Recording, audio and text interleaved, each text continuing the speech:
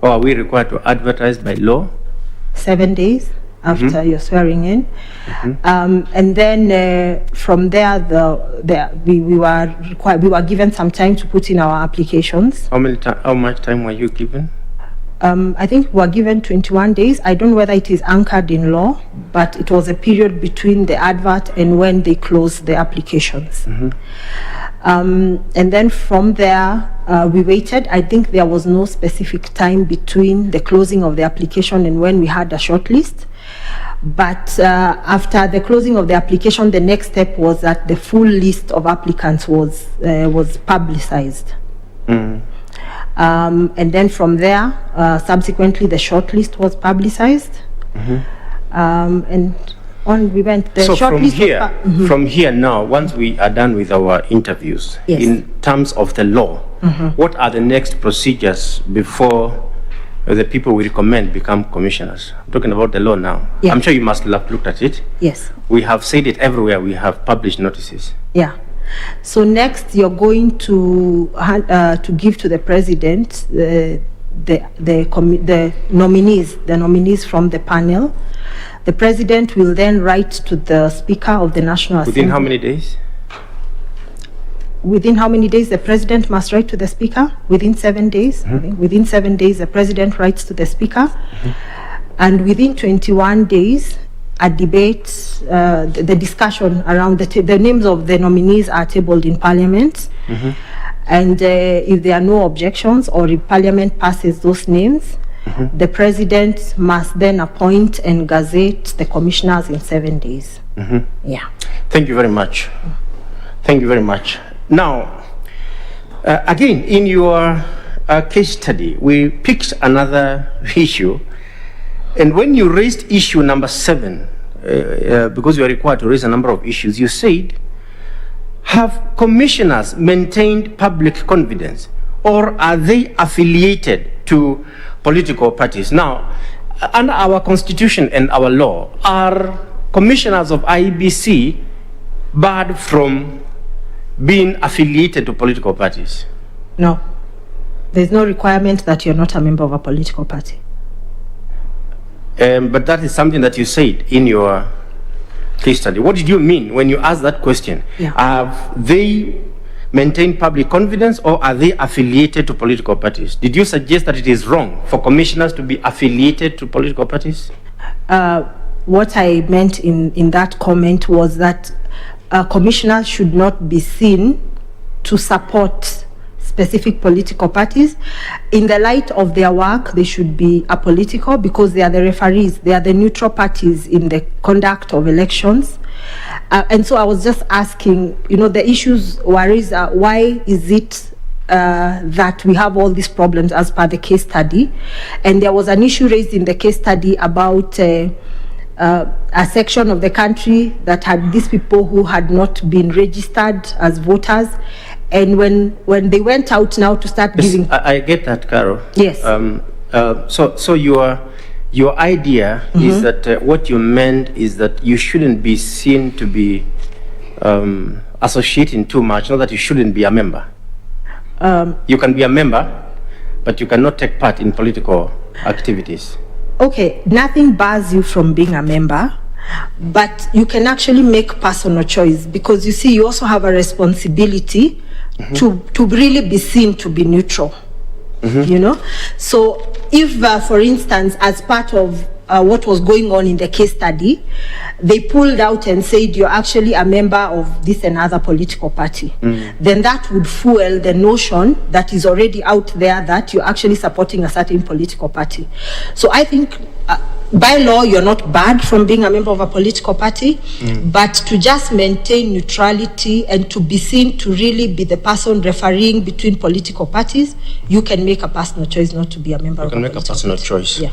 And now that you seek to be a commissioner of IEBC, I'm sure you have taken time to look at the Constitution to know the key qualifications for this office and our Constitution. Could you just kindly tell us what they are? You need to have a bachelor's degree. In what discipline? In management, in finance. There's a list of disciplines: management, finance, election matters. Or if I have a degree in animal husbandry, do I qualify? It depends on what else comes after animal husbandry, because management is also, and it doesn't talk about the bachelor's degree being in the areas. It talks about experience in the areas that are listed. So if I am able to demonstrate that while I did a course in animal husbandry, I have been the CEO of ILRI, for example, and I have this wealth of experience as a manager, then I still qualify. Okay, then what else? What other qualification? What would be the other? I think there was a third one. Or that you meet the requirements of Chapter 6 of the Constitution on leadership and integrity. Those are the ones that come to mind right now. Those are the ones that come to your mind? Yeah. Okay, thank you very much. Madam Chair, thank you so much. Thank you, Maurice. Thank you, Mr. Kimuli. I will now ask Dr. F.S. Abdallah to ask you some questions. Sure. Good morning, Madam Njeri. Good morning. I picked up from your talks and your CVs and all that you are a professional in auditing, accounting, and many other financial related matters. Yes. Right.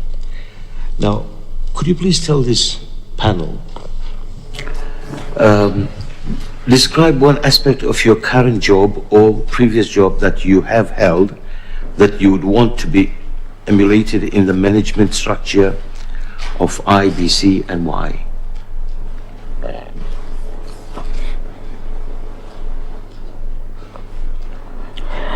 Okay. So earlier I had mentioned that the real skill, and I'm multifaceted. I have training in finance. I also have training in alternative dispute resolution. Primarily for me, when I look at the things that IEBC needs to do and the history of how IEBC in the past has conducted elections, the thing that I would probably bring most to the table in addition to the others would be my skills in ADR, alternative dispute resolution, and to instill it as part of the DNA of the organization. To just know that everybody, the commissioners and the management team as well, see ADR as the primary way of resolving disputes. Hopefully that can help us to have calmer elections and relations with the players, the parties to our work as IEBC. Secondly, we are an organization. IEBC is an organization like any other. There are elements of budgeting, reporting that is required of IEBC. And at the top, at the policy level, I'd see that as a skill that I would bring on board so that we are compliant and so that we can demonstrate to Kenyans in a proper and accurate way how we are spending the monies that have been sent to us by the taxpayer. Then from there, my experience in just being at the policy level of organization and the dynamics, the corporate governance dynamics that come with that. While the IEBC case is special because the commissioners are also full-time employees of the organization, just that experience in how it works currently in the work I am doing with Tourism Fund and how it would work and how we avoid conflicts that may arise from the structure and the corporate governance of the organization. Thank you. So in your opinion, there's a lot of conflict in the structure of IEBC? There's a lot of commentary about that, sir. And I have come across it as I was preparing to appear before you. And I also got thinking about what would probably be the right way to go about it. I think the law has secured the role of everybody in the commission, even if commissioners are full-time.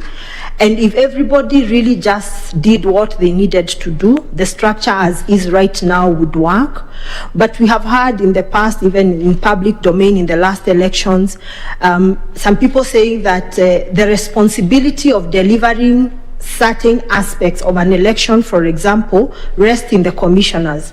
But that's about where it ends. The implementation of what it takes to actually deliver that election is in the hands of other people. So unless you have created a system where they actually work together, that the primary role of procurement, for example, and timely procurement of certain things is vested in the commissioners. If it is not done, it is actually the commissioners who are on the line, but it is not their job to do the procurement. So unless all those areas are aligned and streamlined and everybody is doing their part, there would arise conflict, and there is information out there in the public domain that certain conflicts, I wouldn't, I'm not sure because I'm not an insider, but that conflicts of that nature have been there. But my own opinion is that if that is really an issue that has come up, then we should have an open debate about it. You know, everybody to bring should commissioners be full-time or part-time? Should the chairman of the commission be an executive chairman and hence takes the role? All those debates, because they've been proposed, then maybe it would be time to have a discussion and really agree on what would be the best way to sort of run the structure of the organization. You mean rather than debate, dialogue? Dialogue, I mean. Good. I feel at home with you because I sit in the ADR committee with Ohanga. Sorry? I sit in the ADR committee, which is now doing the bill, with Dr. Ohanga. ADR, which is of course meant to solve or to relieve the courts with so much burdens of these. And I will wish you all the best if you will be able to do that when you're a commissioner. Now, in my opinion, employee wellness is critical in the performance of the IEBC. Right? What human resource proposal would you make to ensure wellness is catered for the employees? Okay. So actually at Tourism Fund, I am a member of the board HR committee. We at the policy level are the ones involved in just ensuring that our employees are happy and they're happy to do their job, and that they feel that they are part and parcel of the organization. So for me, employee wellness would be a consultative, they are the basics that everyone must have, but there are other areas that employees themselves can propose to the management and the commission about what they think are the most important aspects. And they vary depending on every employee. There are some for them, other than the basic provisions of a job, that is your pay and your other benefits. For some it would be, for instance, a gym. You know, if that's what in this era of mental health issues, people want to go and relax. For young women like myself, it would probably be a nursery, you know, one of those rooms that you sit when you're nursing a baby and do things like that. So it would vary from one person to another within the organization. I think the idea would be to just have a policy that is consultatively put in place to try and take care of everybody's wellness. Of course, at the same time, the employees must also commit to deliver on the objectives of the organization. So that, and I have actually come to understand that employees like to be challenged. They like to be given targets. That makes them sure about what you need from them, what you need them to do, and it gives them confidence to go about their job. So that is really what I would say about employee wellness. So, Caroline, what I hear you, that you're looking at the terms of reference, TORs, right? And of course, it does vary from one to the other. What about the SOPs? Standard operation procedures. Yeah. What about that? How can that? What can you bring in form of SOPs so as to have harmony and good coexistence in the IEBC? I think primarily it would be that everybody knows what they are supposed to do and how they are supposed to do it, and it is documented so you're not guessing as you go about your work. when during my time at Tourism Fund not too long ago, we faced some disciplinary issues with some of our staff. And one of the key things that came out for the committee where I'm a member is that there were so many things that were vague. So these employees were just left to their own devices, to what you think in your own judgment would be the correct way to do it, and it landed them in a lot of trouble.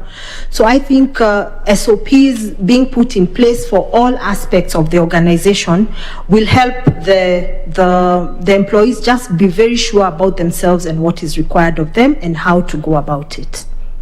Thank you. Given your experience and training in accounting, especially in oversight of management of finance and audit department as per your CV, how would you streamline the system of purchasing? Because I'm sure you'll appreciate everywhere, every corner you hear that the issue of procurement is like the thing everybody is looking at, maybe the cow to be milked. Yeah. Actually, most of the issues we've had in state corporations in Kenya has been around the procurement. And I had the benefit of recently being trained on the procurement procedure and the law. And I think it's robust enough to cover all the areas that are needed in an organization if we comply by it. And the law has also even set on it institutions. If you are unsure about how to go about a certain thing, if you are unsure about what it means to do direct procurement and what are the conditions for that, then you can go to the regulator and ask, and they'll be able to respond to you so that you're on the right side. So I think over the years, starting from when we used to outsource procurement in Kenya to where we are now with a robust Procurement Act from 2015, if organizations and the people running the Department of Procurement are well trained, and now there is even a requirement that the head of procurement in organization must be a member of KISIM, the Association of Procurement Professionals, which was not the case. Anyone, even myself as an accountant, I would learn a bit and then posture as a procurement professional. That is sort of coming to an end in the public sector. It is a requirement that they are members of KISIM. So I believe that if organizations, IEBC included, really strictly followed the procurement law and regulations, then there would be no problem at all. How many types of procurement methods are defined in the Procurement Act? I can list them. No, yeah? Please go ahead. Whatever you do. Okay. So there is open tender, which is Public tender. Open, like everybody who meets the qualification is open. It's the most probably robust. It's the one that gives everybody an opportunity, everybody who believes they can do the work, an opportunity to participate. There is restricted tendering, for which the law actually requires you to document and report to the regulator the element of restriction that you're doing and why you're doing it. So that's the second one. There is direct procurement. It's only allowed in very specialized situations where maybe just only one person is able to do, and you're able to demonstrate that it's actually only that person who can do the work you have. And it's also allowed when it is between two government agencies giving services to each other, then you can do the direct procurement. Which other? There is a quotation, the form of quotation. Pre-qualified suppliers, if you need an item, then you ask them to quote. You select a minimum of 3 and ask them to quote, and you pick the one that gives you the best value. There is one other whose name is disappearing, but the modality of it is that you put people on contract. Actually, I think it's called term contract, yeah. And they give you certain conditions, and every time you need that item, for instance, tea in the office, yeah, you just get into term contract with a restaurant, and every time you have a meeting or whatever it is, you can ask them to supply. There's also the framework Contract. Yes, yeah. Thank you. Yeah, you're good. I think you'll do a good job there. Now, coming out from your profession, questions here. The next general election is less than 14 months away. What are some of the risks that you anticipate to face you as a potential commissioner of the IEBC, and how are you prepared to face them? Do I repeat? Yeah. I repeat? Yes, please. Thank you. The next general election is less than 14 months away. What are some of the risks that you anticipate to face you as a potential commissioner of the IEBC, and how are you prepared to face them? First. What are the risks and how we are prepared to face them? Right. Okay. Just coming from the conversation. Taking the time factor that you were only about 13 months now, or 13 or 14 months. Yeah. Right. Recently, the IEBC sent out a calendar of how they were planning to go about preparation for the next general election, and in there are things that are subject to litigation, for example, that stops them from proceeding as they have scheduled in what they have circulated to Kenyans.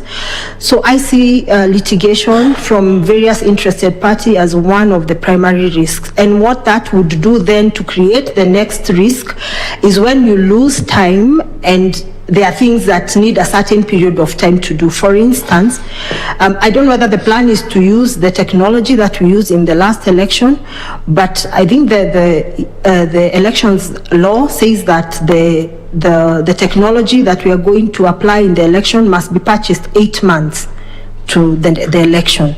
So you see, if that is already in the plan, but for one reason or another, by various delays, we are not able to do it, so we'll be in contravention of the law, but also now it will start to become complicated in terms of training and so on. How we would go about mitigating some of these risks, I think that's part of how the job is pretty tough, but it's to negotiate, to try and respond to the issues that are raised by the players as quickly as possible, to look at to even appear in court and get the judiciary to sort of expedite in how they deal with the issues of litigation that delay the IEBC, just proactively attending to any issue that comes up that could potentially delay the schedule that the Commission has already set out. Thank you. Thank you. You've missed out two fundamental things, especially in your profession, the funding. Yeah, the funding could actually, yeah. But we did, the chairman of the commission did say that this year at least they have gotten money to run the preparation, although he also said that in the previous years they had not received any money other than recurrent expenditure, which could also be one of the issues, because things like voter registration should be a continuous process, voter education should be a continuous process. So when funding doesn't come, then, yeah, then becomes... Thank you. Thank you. Thank you, Angie. Thank you, Dr. Abdallah. I'll now request Mr. Gideon Solonka to ask some questions. Caroline, thank you so much for your answers this far. Now, I'm looking at Form SP1 that you filled. Sorry? Form SP1. Form SP1, okay. Yes. Yes, the application form. Yes. And in that form, you've indicated that important to this role at the IEBC is my involvement in civic education and voter registration during both the 2013 and 2017 general elections. Now, kindly tell me, where were you in 2013? What job were you in 2013? I was working in the private sector as an auditor. As an auditor? Yes. Okay. And when did you become a member of the board of trustees at the tourism fund? In October of 2015. After elections or before? Before the 2017 elections. Before the 2017 elections? Yes. Okay. Now, First, I want to commend you for involving yourself in civic education and voter registration. Now, how are you doing that? Were you employed at the IEBC? Because I understand that these are all of IEBC, civic education and voter registration. You need somebody who is there. Yes. So how did you do that? Okay, so I'll start with the civic education. While preparing to appear before you, I actually saw the restrictions around how people can actually formally say that they are doing voter education, because it's a regulated function of IEBC. And while it can look out for partners to do it, it shouldn't just be any partners. And anyone purporting to be doing any voter education must be registered by IEBC.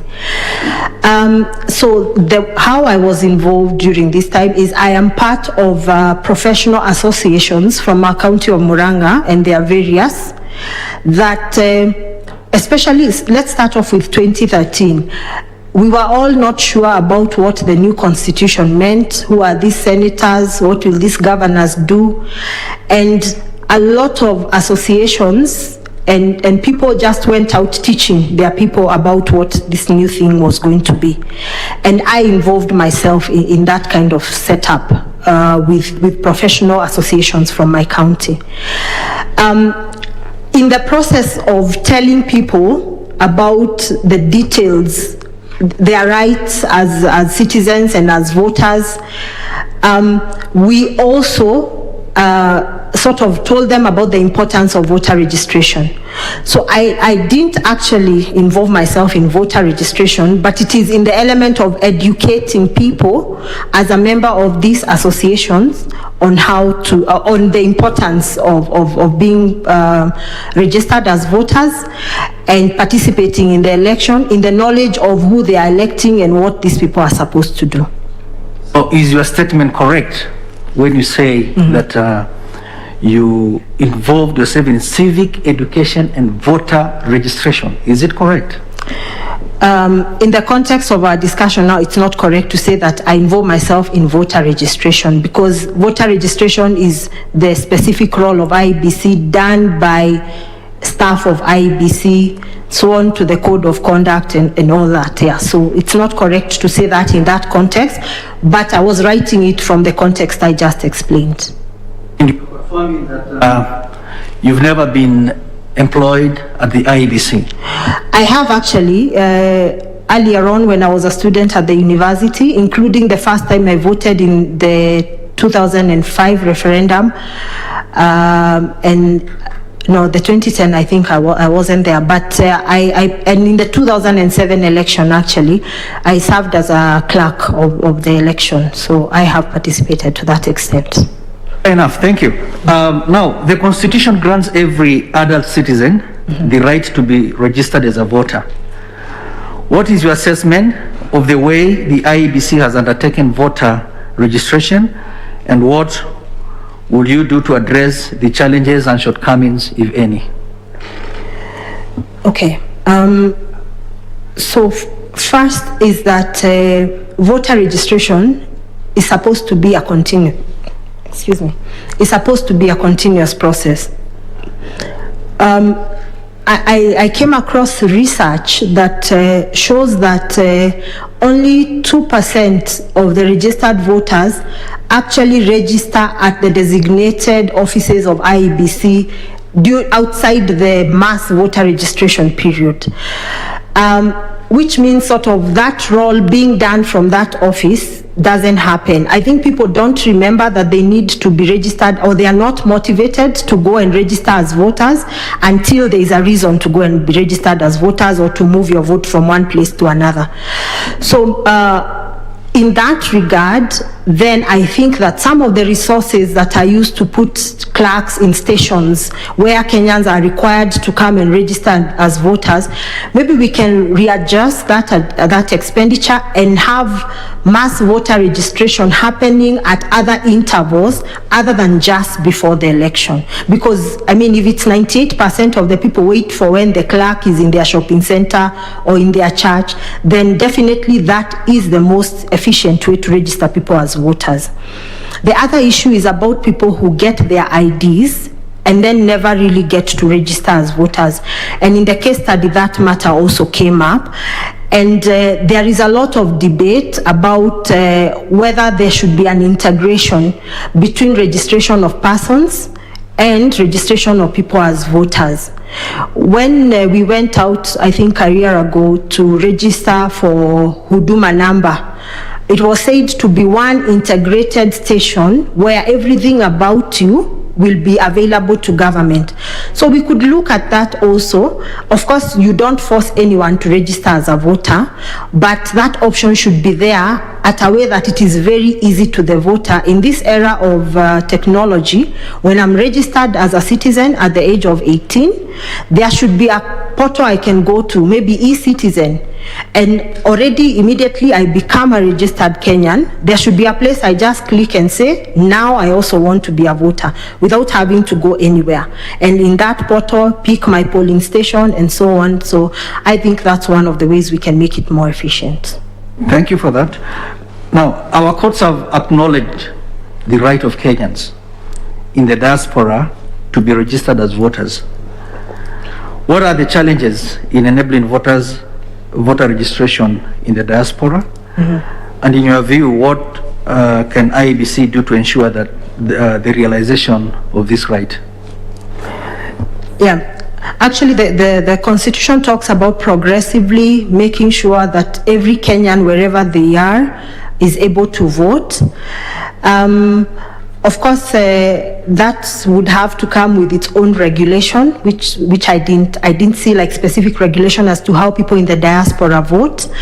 But I don't think it's very complicated, actually. As long as you're out there, the Kenyan embassy in your area knows you're there, and you're able to access the embassy for voting, then IEBC should collaborate with all the embassies and high commissions across the world to register people as voters and to give them modalities of voting. Of course, if you're voting from the diaspora, then you can only vote for the president because you're not assigned to any county or ward for that matter. So I don't think it's very complicated. It's just willing, and we just go for it. Everything in the law has given us the platform for which we can actualize that.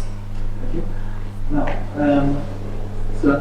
some people have observed that holding 6 elections in one day has contributed significantly to some of the election day management challenges that have been witnessed in the past. What are these challenges? And then the other question is, other than changing, because we have those people who are proposing that we change the system, other than changing the law to provide for one election at a time, what can be done to address this challenge?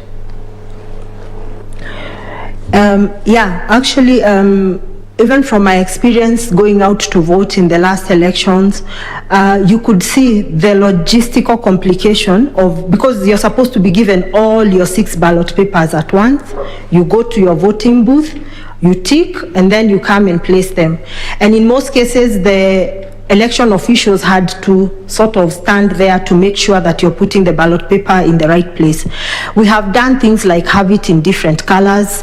So if it's women rep, it's pink, and there is actually a pink ballot box where you put in your pink paper. So I think those are some of the things that have been done.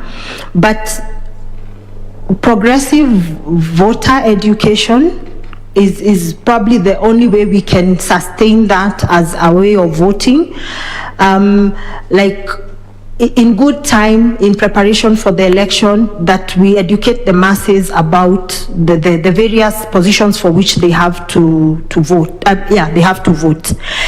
And then also maybe give leeway within, of course, the control of the agents and everybody, for election officials to sort of intervene, which I think they still do. You know, if they see you're just about to put governors in the president's box, they will intervene. Or maybe other regulations around how, especially people you think will not be able to deal with that matter themselves, just around allowing the election official and educating the masses about how to go about it. So you asked what I would suggest other than saying let us have the election on a different day for various positions. I think that was the next question. But you can also maybe suggest if we should do it on a different day. What is your take? Well, there is merit in that. There is merit in that because it would make it easier, but we'd have to weigh, you know, the cost of the election. Already we are looking at what is said to be a very expensive election in Kenya. So this need to just have the convenience of people voting more accurately because they are voting for less position, and the benefit that will come from that vis-a-vis the costs of holding elections on different days. And if it looks like it's too big a cost, then we go back to the other interventions, some of which I just mentioned, to just make it efficient in the way it is currently. Thank you, Madam Nganga, and all the best. Thank you. Thank you, Mr. Salonka. I'll now ask Madam Elizabeth Mayo to ask some questions. Okay, thank you, Chair. How are you, Caroline? I'm fine. Okay, thank you. So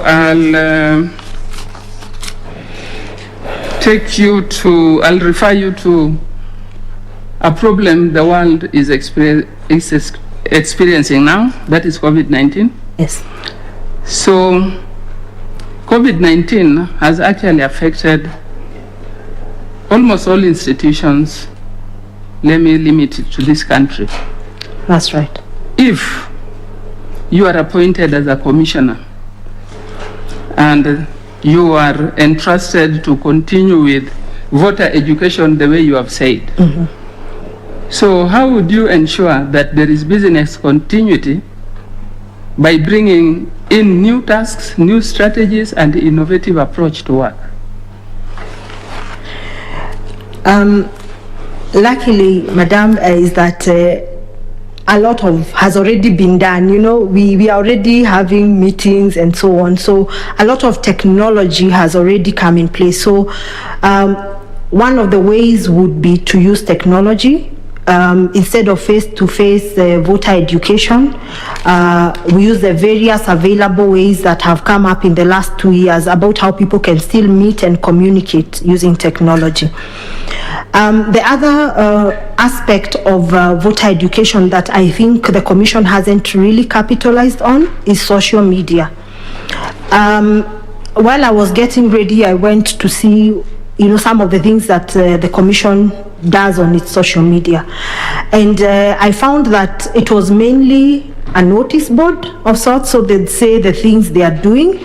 And my experience running my business with a lot of intervention of social media in growing it and making my sales, I learned that people only are interested in the content of your social media if it's probably educative, in a way that they appreciate the education you're trying to give them. And if it is entertaining also, there are all these aspects of social media, and these days we've got a lot of experts in social media everywhere, that if we capitalized on that, then we will have covered the very big number of people who are on the various social media platforms. So the use of technology, the use of social media, mainstream media as well, it doesn't really have to be what it was that voter education is something that requires people to meet one-on-one. We have learned that we can still transact business and communicate without necessarily having to meet. Okay, thank you, Caroline. My next question is on stakeholders. So collaboration with non-state actors, I believe you know who the non-state actors are. Yes. Is a very useful tool for voter education. to what extent should non-state actors collaborate and be involved in voter education? The Elections Act actually requires the Commission to gazette regulations around who is involved in voter education. And I think this was mainly targeted at the non-state actors, and there are all these requirements that these non-state actors must comply with. And it's part of even dealing with the issues of budget and whether we have enough money and time to actually do the voter education. So I believe that non-state actors play a very critical role in voter education. They're able to do it continuously. They're able to do it in creative ways that are the specialities of other people other than the Commission. And just within the regulations that the Commission has already gazetted, then I think they would play an important role in voter education. Okay, thank you. Caroline, I can see you have a lot of passion for this job. Yeah? So, if you are appointed today, how will you deal with the political parties and politicians without actually creating conflict? Because you talked of you are good at resolving issues. Yeah. I did think about that, Madam, you know. It's something you'll be alive to when you set yourself up to do a job like this. And these are the players, you know, there is no escaping from them. They are the primary stakeholders in an election process. So one of the primary skills you must have individually and collectively as a commission is how you're going to deal with the political parties and politicians and their usual way of trying to influence how things are done. And one of the things that was very alive and that came to my mind when I was reflecting about how that would pan out is if everybody thinks that, or at least believe that you're a fair referee, they will be restrained from trying to interfere with you. And I'll give an example. If you go to a traffic light and the light is working, and you know that if you wait for 2 minutes, your side will turn green and you can drive. You will wait patiently for the light to work. If you came and found the lights are orange, like is the case sometimes in Nairobi, naturally you go in. It doesn't matter whether there's somebody else coming. You go in, and before long there is commotion at the turn. I'd use that analogy to explain if the political parties and the politicians generally felt that the commission is fair, it would reduce the level of interference that they do. But the part that is still not reduced by your display and exercise of fairness and accountability, then that you have to do by really communicating with them. It still doesn't 100% eliminate. Then you must also be able to take the shock and the deals that come with that kind of commotion and remain cool and objective and consistently communicate. And if the law, regulations, and everybody is on your side, then most of the time these people will be seen to be the ones who are not, who are just trying to propagate their own objectives. So it's just that everyone must understand the commission to be the place of fairness, the place of accountability. When we say this is what we are going to do, we end up doing it.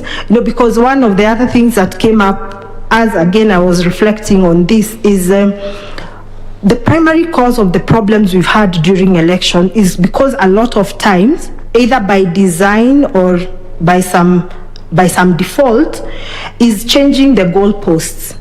You know, so we go into the election saying, this is how we are going to vote. This is how people are going to come to the polling station. After they close at this and this time, we are going to count and transmit and all that. And then halfway through that process, we change. We start to do other things. And what happens in that case is now the players start to see that this change is to my disadvantage. Some will think this change is to my advantage. So as much as is possible, the commission needs to communicate how things are going to be done, including communicate how they will deal with it if there is need to change.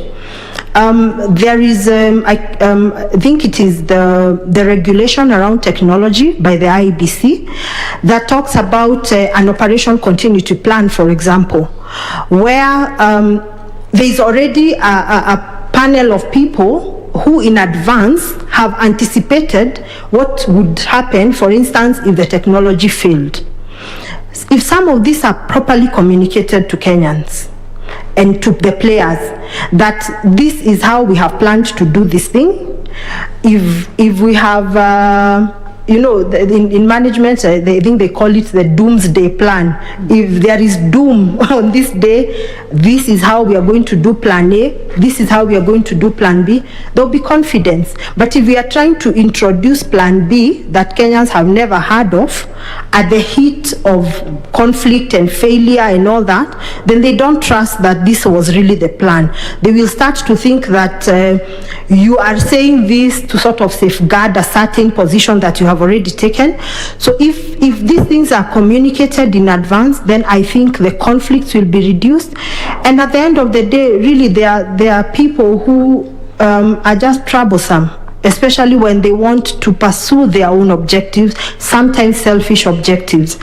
Even that, the skill to deal with those is something we must equip ourselves with as we move along. Oh, thank you, Caroline. Caroline, as a youth, I believe I'm right to call you a youth. You are. Yeah, and I believe you have the interest of the youth at heart. Yeah. So what framework of stakeholder engagement would you prepare to promote inclusion of special interest groups, particularly the interests of the youth, in the electoral process, if you are elected as a commissioner?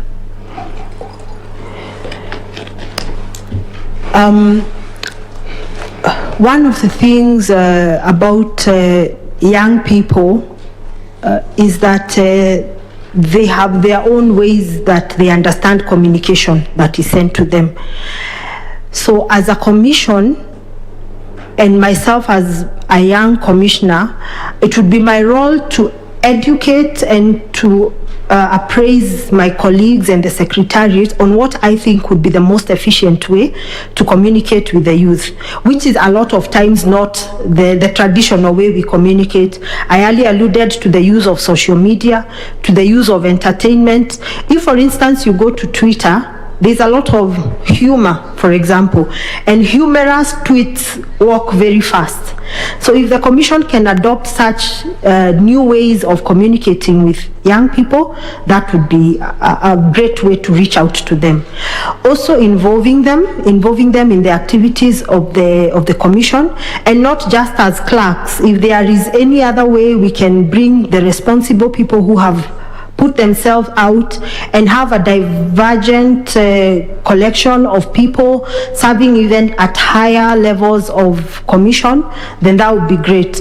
I suppose even my being there as a young person would go a long way in communicating to the youth that they're actually included in what we are doing as a country. Thank you so much, Caroline. Thank you, Chair. Thank you so much, Madam Mayor. I'll now request the Vice Chair to ask some questions. Thank you, Caroline, for your incisive, that incisive and interesting conversation. Now, Caroline, looking at your CV, you say that in 2019, your business won an award as the most promising youth-run business in the country.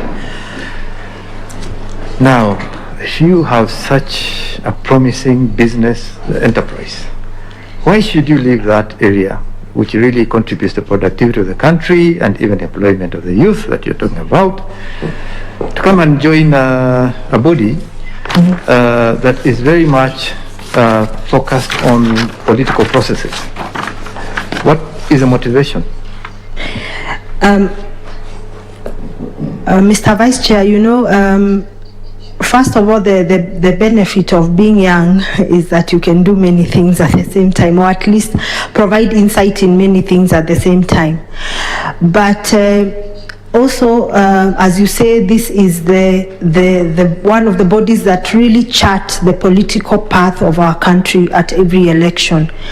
And my business, without a proper governance structure and a working and thriving economy that can only come from us picking proper leaders, is nothing, you know, and it will not be there for long.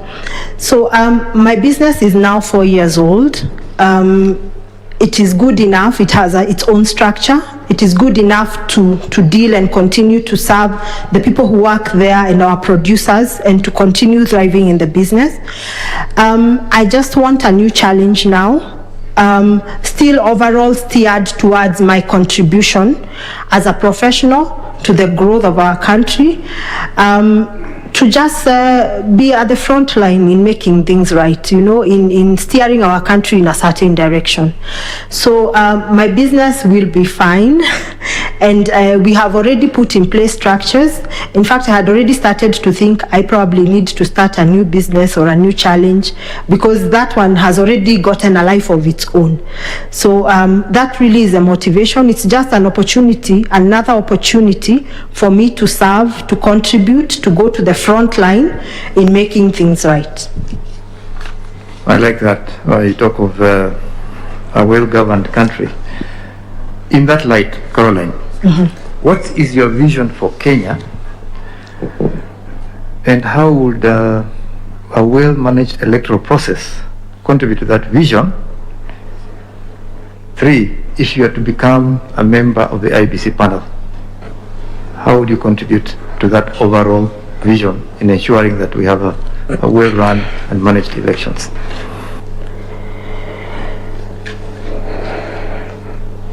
Okay.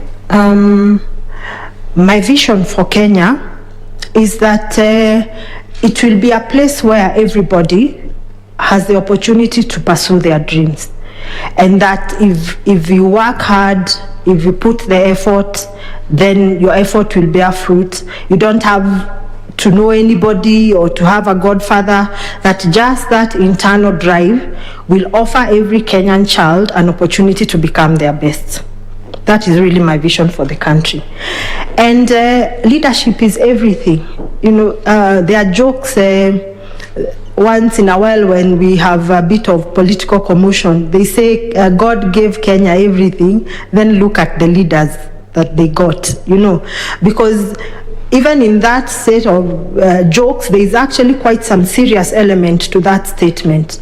Because even if we had everything, and we know countries around the world that would be perceived to have everything in natural resources, in positioning around the globe and so on, but if leadership fails, then the country fails. In countries, for instance, look at Syria, you know, people went there as tourists. It was a thriving economy. Just issues around leadership, they go into war. There is no country to tell. Even the things that took people there are no longer there because they've been destroyed in turmoil. So leadership really is everything. For us to achieve that vision I just described for Kenya, we have to put in place leaders. Of course, the sovereignty is with the people, so they select the leaders that they want. Our job is to just educate them on what leaders are supposed to do for them to go and make an independent decision. So as a commission, our job is really to just make sure that when people present themselves... Before you go to the commission, the second question was, how would well-managed elections contribute to that Kenya? Well-managed elections would give Kenyans the leaders that they want, you know, without any interference and so on.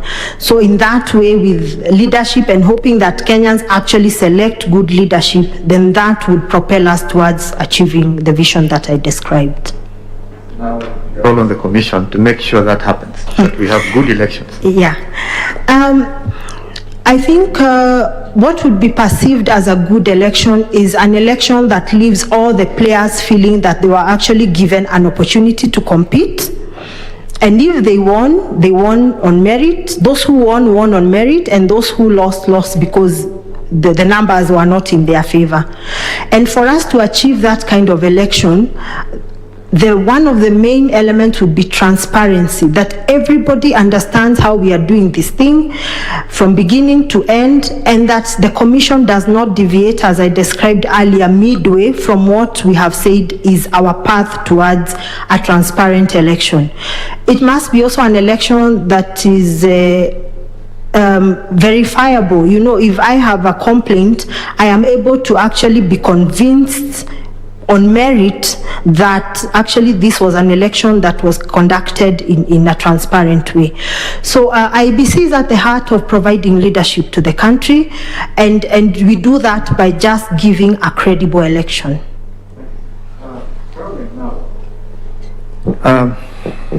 Assuming you're on the commission, you've been appointed successfully, you're on the commission, a situation arises where you're in a procurement process. A tender, you're just about to award tenders.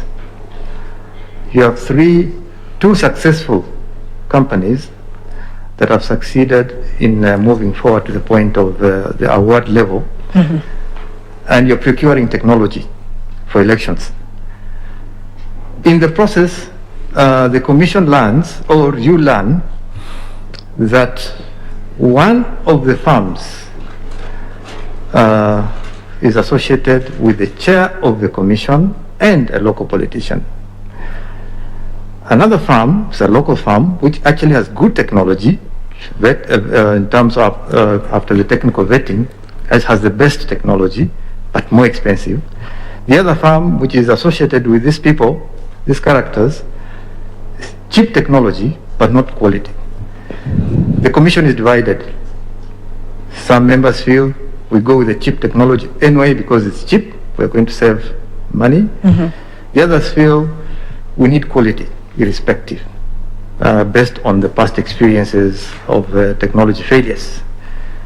There's tension, you're not communicating, there are difficulties. How would you handle that situation? Okay, so the first thing I see in that situation is a conflict of interest that has not been declared.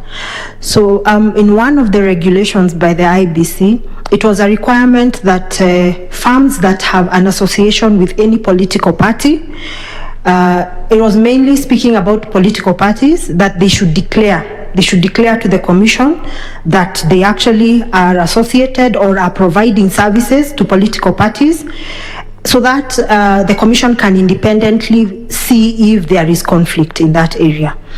There is also the fact that the chair of the commission is associated with this firm. We are required as state officers, or when you have influence and you are participating in public procurement, to declare conflict of interest. So if this is a conflict that has not been declared, then it means that, of course, the chairman is hiding something, and it's the reason we are at that place anyway.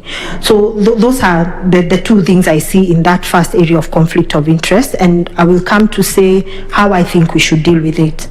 The next issue is about cheap, quality, and all that. So in the procurement process, there is actually more weight given to quality in most cases. In some instances it is 50-50, but depending on what it is you're procuring, but quality and price are weighted in a decision prior to the sending out of the tender, and I think that situation would be resolved by that. By this cheap, it would be taken, signed off against a matrix that will have been prepared and issued and shared with the people carrying out the procurement process. So I think if that has not been done, then it also just means that the procurement process has not been done well, and that is sort of straightforward. You're just able to raise it, and now moving on to how to resolve such things. My experience has been that faced with facts, most people are not very courageous. It's just that when we want to go and argue our case, dialogue, discuss in a state of conflict, we are not disciplined enough to stick to the facts. So when emotions kick in, then they confuse what really is the conflict about. In a case like this, there is tension with colleagues and so on. The most efficient way I have seen to deal with situations like that, and it's been very successful, is to just do your research, and come and face colleagues with facts. Tell them this is the way it is. Most of the times they will bow, because unless they have a rejoinder, you've already faced them with the fact that this is the matrix we set up as far as what is the weight of quality compared to the weight of price. Has it been applied in this case? If the answer is no, what is the explanation?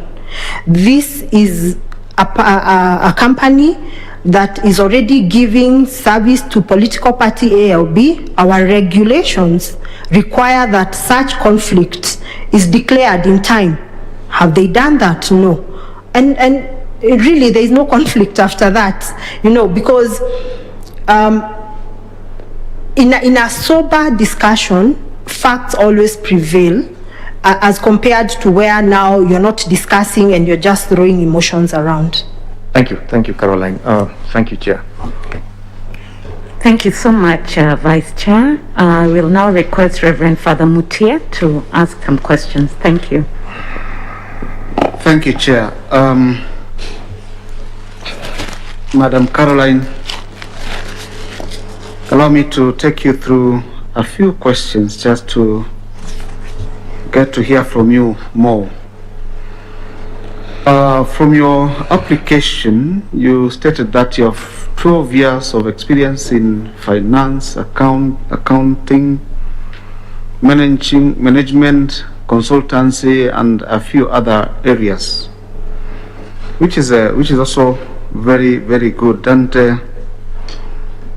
in your application also, in your CV, you say that you are also doing your master's in applied philosophy and ethics at Strathmore University, actually, which is designed to help in examining and discussing the contemporary and perennial problems.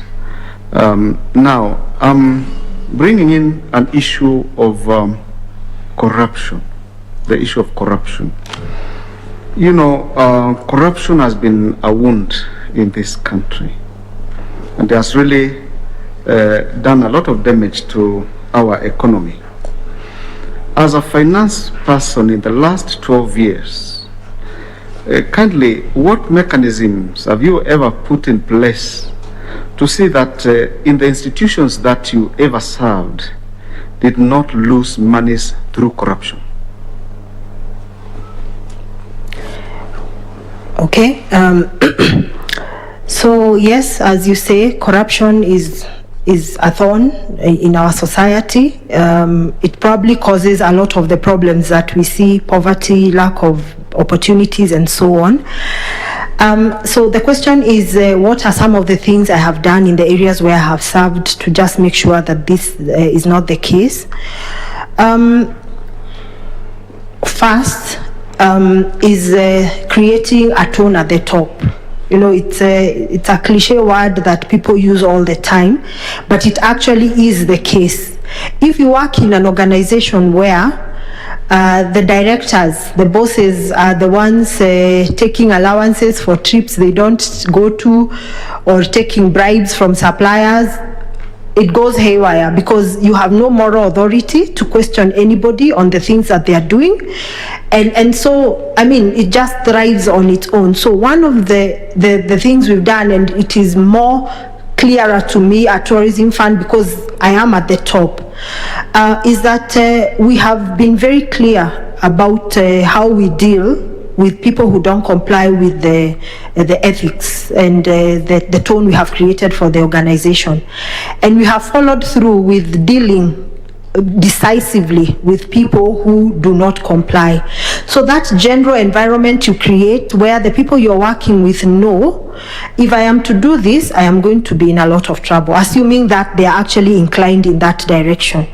And also now preserving yourselves and making sure that these levels of integrity that you're looking from everybody else working with you, it is something that you consistently practice. Other than that, it would be just the deterrence, the other sort of, other than the mood and the tone, the other deterrents that you put in place just to make sure that people toe the line. And this would be like what you have in your policies, in what you expect, what you make your staff and people working with you sign to. This would also help in creating an environment that is free of corruption. The final one that I have would be continuous education, because I'm trying to deal with that philosophy degree, but it's one of those times I have realized that I'm actually a mathematician. So the philosophy it's very interesting. I like it, but they talk about human beings being either inherently good or inherently bad, and how you gear them towards the good in them. So by education, by talking to these people, by making them feel that they're actually part of the organization, you can implore more to the good side of them that every human being has inside, as we learn in philosophy. Thank you. Madam Caroline, allow me also to ask you this. The Constitution of Kenya requires that all persons who are appointed to constitutional commissions take oath of the office. Is that true? That's right. What is the value of the oath of office to you? I think the oath is sort of a way of you voicing the expectation, and there's something about voicing something with your own, Catholics like myself go for confession. One of the ways they say confession is a good thing is that you get to voice your sins. So you reduce the sins because you don't want to be voicing a lot of sins. So there's value in just voicing what you're committing to as you take office. But also there is putting yourself under the control of a higher being than yourself, That's why at the end you say, so help me God. Just acknowledging that the task that you have is something you want to do under the guidance of a being higher than yourself. So I think that's the other value. And also just communicating to the world when you take this oath as other people listen, communicating that this is really what you should hold me account for. This is what I commit to do as I take up this job. And if you see me deviating from that, then you can question me because I actually made this oath before everybody. So does that mean that an oath is enforceable?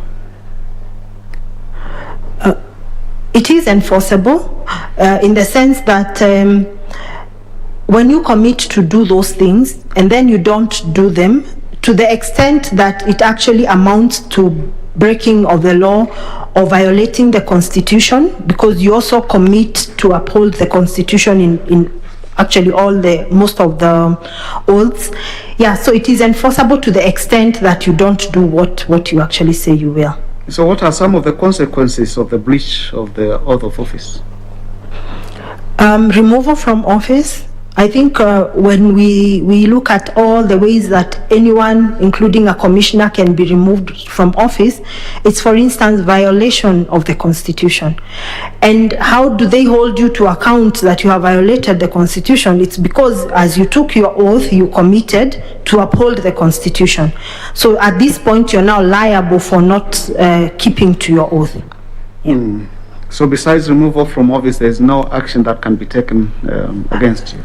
You removal from office, you can be prosecuted, but also I think you suffer social sentencing. You know, if I come before Kenyans and say that this is what I promise to do things in this kind of way, and I break that, then my standing in society, which sometimes for some people is even a bigger thing than any removal from office, then the consequence makes you inclined to do what you actually promised in your oath of office. Thank you. Madam Carol, we have received some information from the Chartered Institute of Arbitrators. Yes. That your membership is not in good standing. What can you tell this panel about this? Okay. So I qualified as a member of the Chartered Institute of Arbitrators about 4 years ago, and the rationale of keeping your membership in good standing is your participation in the activities of your professional body and so on, which I have not been able to do because I was dealing with this other work that I have. So my plan is that when I now get back into the practice of arbitration, then I will make good my membership. Otherwise, for now, I am a member of the institute. I was admitted to the institute, but I am not practicing in the trade. So for that reason, and it is only not in good standing to the extent of payment of subscription, because I was not actively participating in the activities of the association. Thank you, Madam Karen. Thank you, Chair. Thank you, Father. Ms. Nganga, we have come to the end of your oral interview. Maybe I can ask if you have anything you'd like to say to the panel at this time. It's just to really appreciate the opportunity to come and express myself and learn. As I was answering, there are more insights that came to mind, so it will probably be a continuous process for me to learn. It's also a good credit to the young people that you can actually pitch to be part of this if you have a solution, if you have passion. And even just coming this far is an encouragement to many young people around the country that you just need to set yourself out there and you will be noticed. So that's really great for me and I appreciate it. I look forward to serving. Thank you for those comments, and I want to take this opportunity on behalf of the panel and on behalf of Kenyans as well to thank you so much for actually applying to serve in the position of IEBC Commissioner. We don't take it for granted and we wish you well. Now I'll request a member of the Secretariat to walk you out, and please ensure that you get back all your original certificates.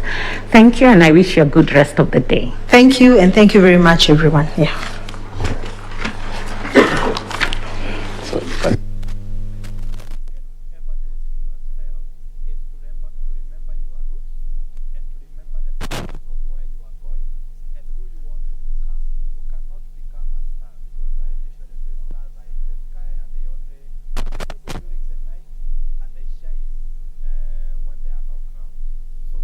Indeed, that has been Carol Njeri Nganga from Murang'a County, who is a finance expert. They are being taken through the interviews, the IEBC commissioners interview by the select panel. Good morning and welcome.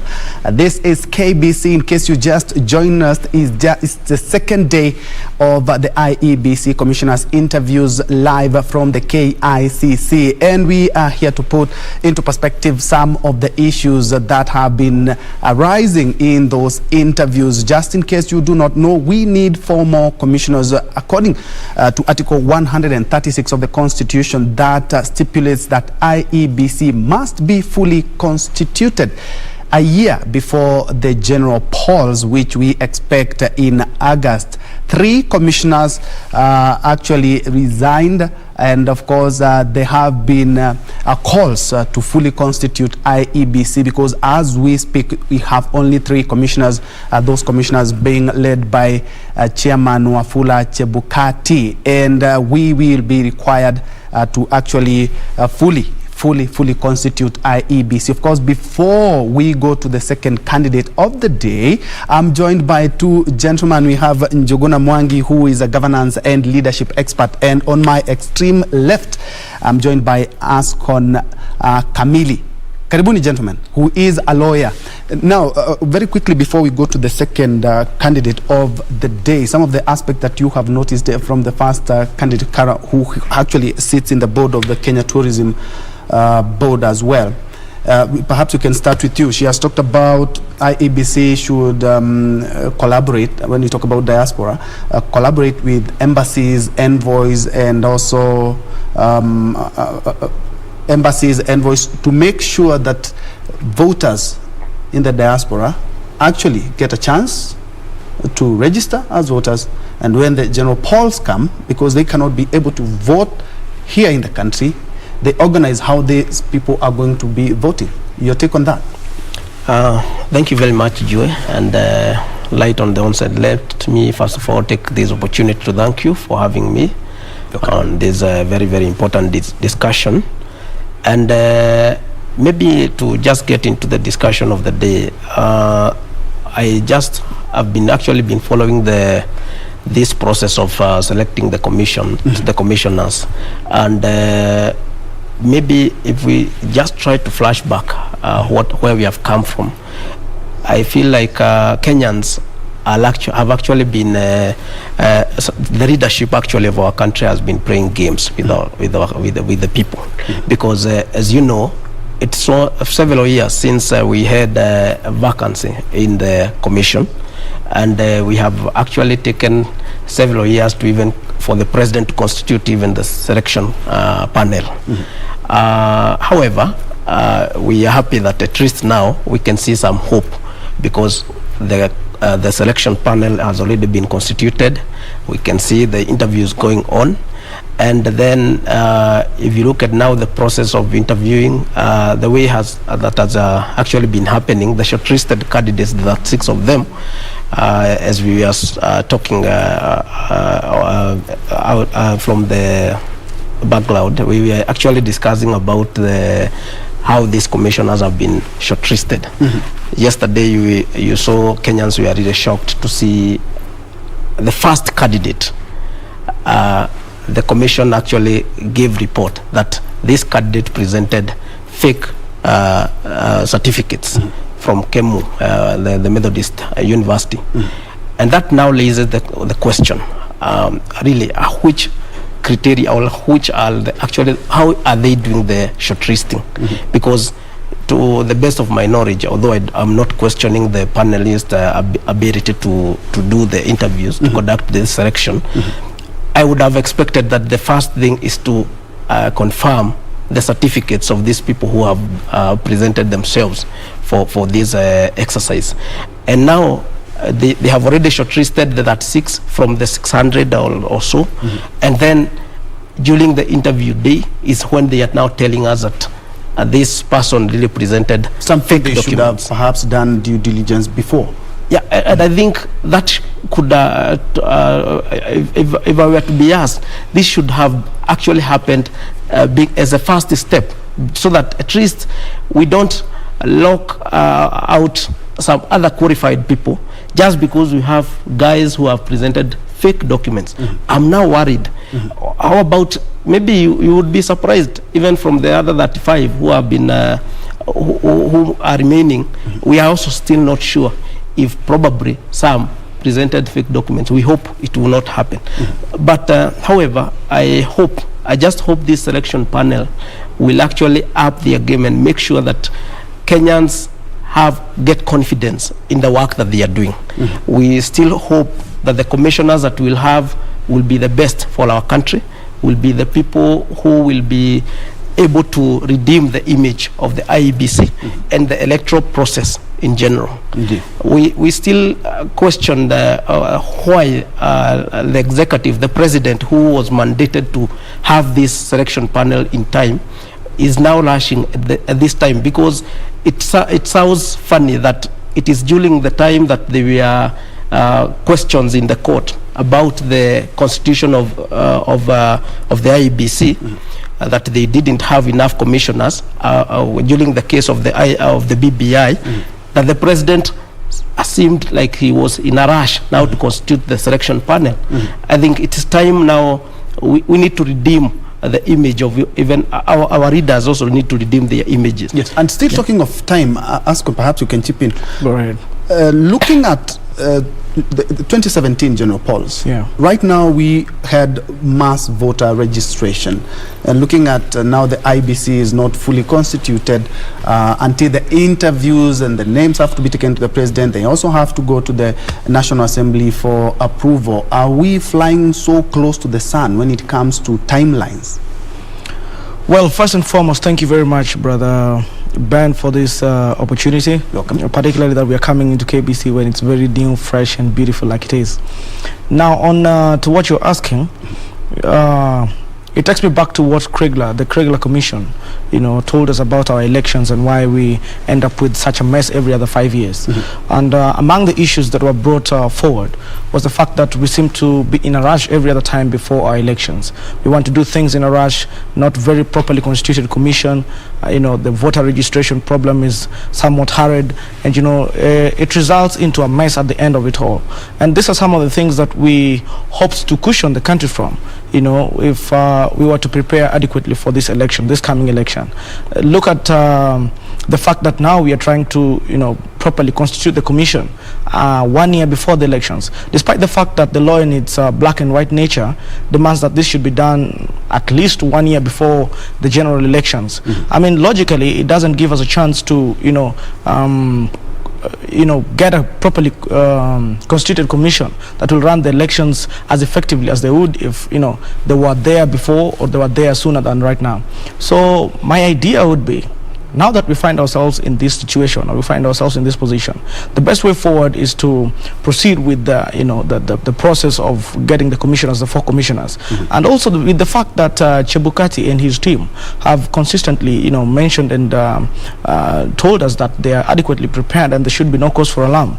We hope that the commissioners who will be given this chance will get straight into work and familiarize themselves with the responsibilities that will be thrusted in their palms, so that moving forward, at least we have a properly done election, and that we don't get into the turmoil we always get into every other 5 years. But besides all that, the elections in Kenya are not just basically about the commissioners or the law as it is. There is more to do with politics and the leadership of the country, and equally so many other factors that might not be within the province of the IEBC to solve. Look at the fact that there are disputes with the elections every other 5 years, and we have to go through a process in court for us to get, for us to at least get to a point where we feel that justice has been done. These are things that can only be sorted out politically. No wonder, in my view, the process that the President and the former Prime Minister began of the Building Bridges initiative was intended to cure some of these problems that now we are grappling with. Despite the fact that the court has put a halt to this process, I believe that if it was given a chance, in the very end, at least some of these questions that we are asking about, if institutions as basic as the IEBC would have been solved by that process. And still on the timelines, if we have the 4 commissioners, and of course we will be having them in the next couple of weeks, right, their tenure lapses in the year 2027, where we have another general elections. Right. What do we do? Because now we still have another issue of time. Because we need these commissioners in office, and at least they need to have a feel of the electoral process. Right. In the run-up to the 2027. I agree with you that there's need to really look at what will happen. I mean, what will happen in the circumstance that 2027 finds us in this same, mess again. Look at it this way.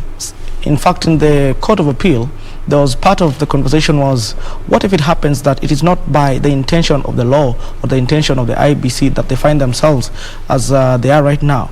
You realize that some of the commissioners stepped aside. Or really they resigned from the commission.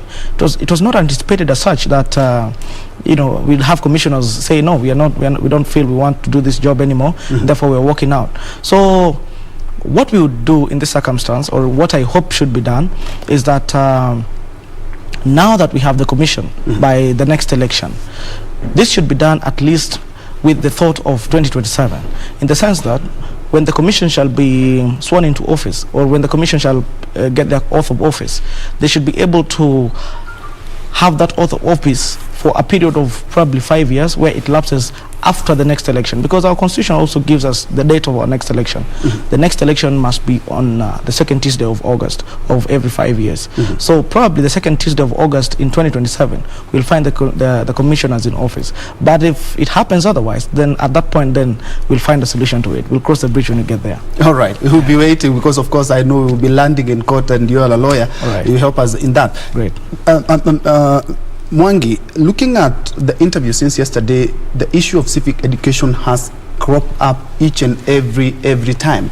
And looking at the timelines also that we have, a lot has been talked about civic education, voter registration, all that in one. Do you believe the timelines that we have are adequate for civic education? You see, one of the challenges that we have in our country is actually poor planning, because right now, if you look at the Article 88 of the Constitution, it has mandated, it has given direction to the IEBC that it must always ensure that there is active registration of voters.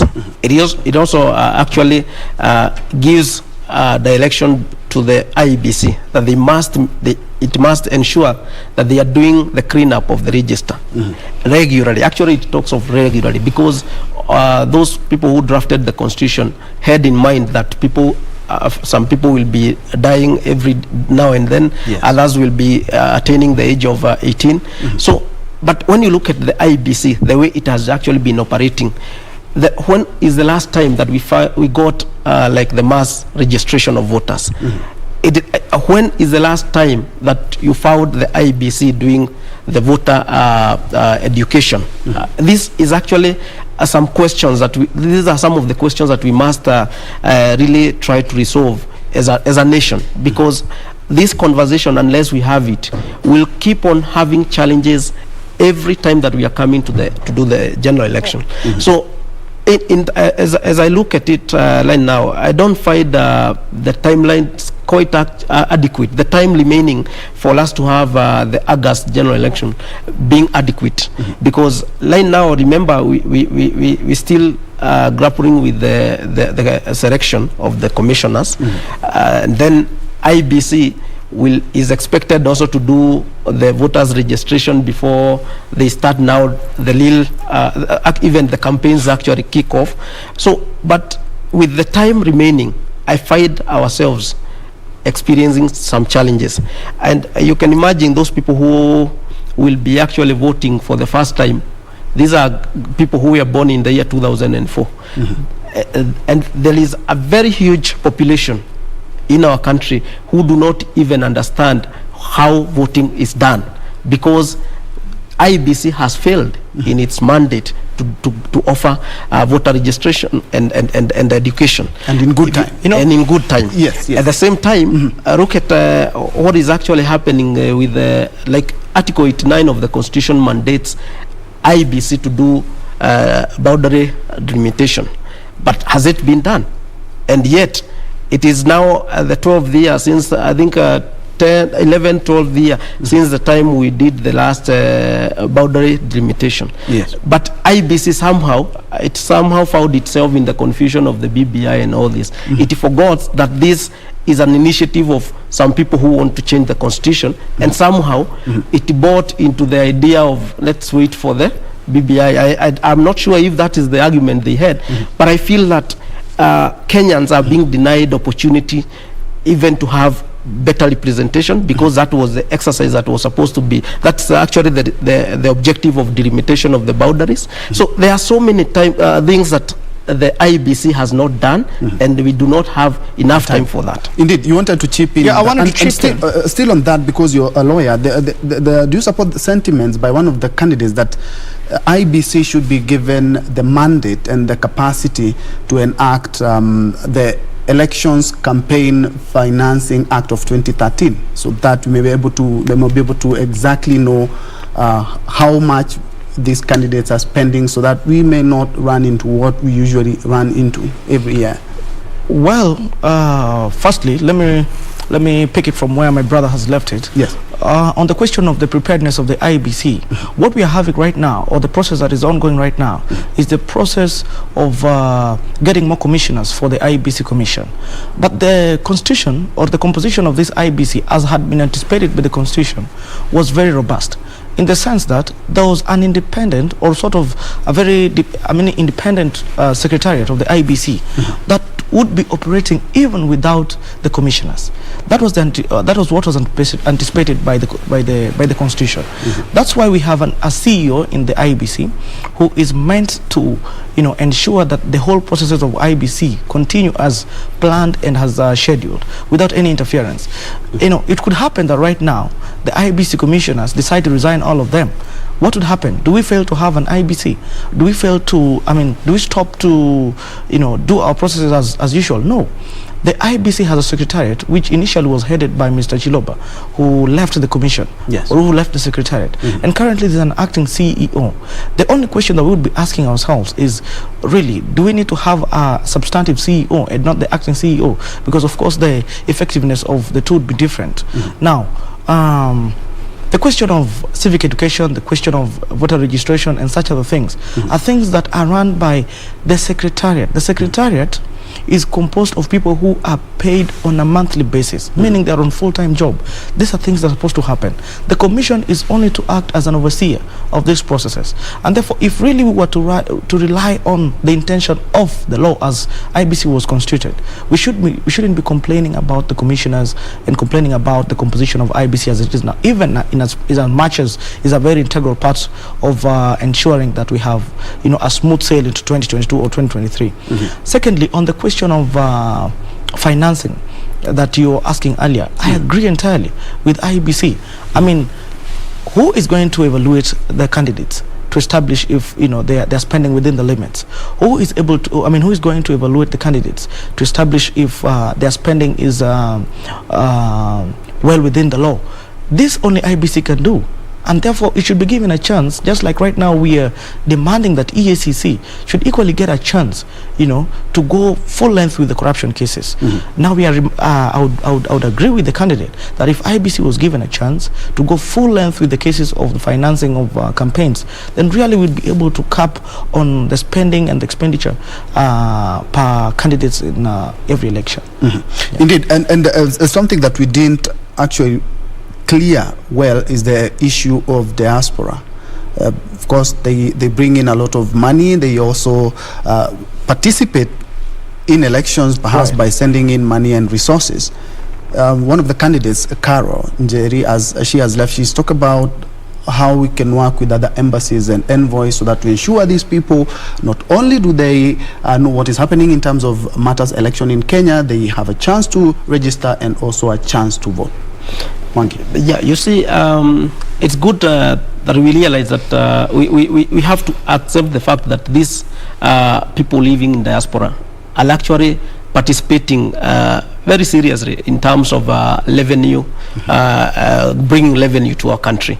And it's always very good to make sure that they get their right to vote, because it cannot be that when you are raising revenues, you want these people to participate fully, but when it comes now to decision making in our nation, you find that you don't facilitate their way to ensure that they also participate in the same.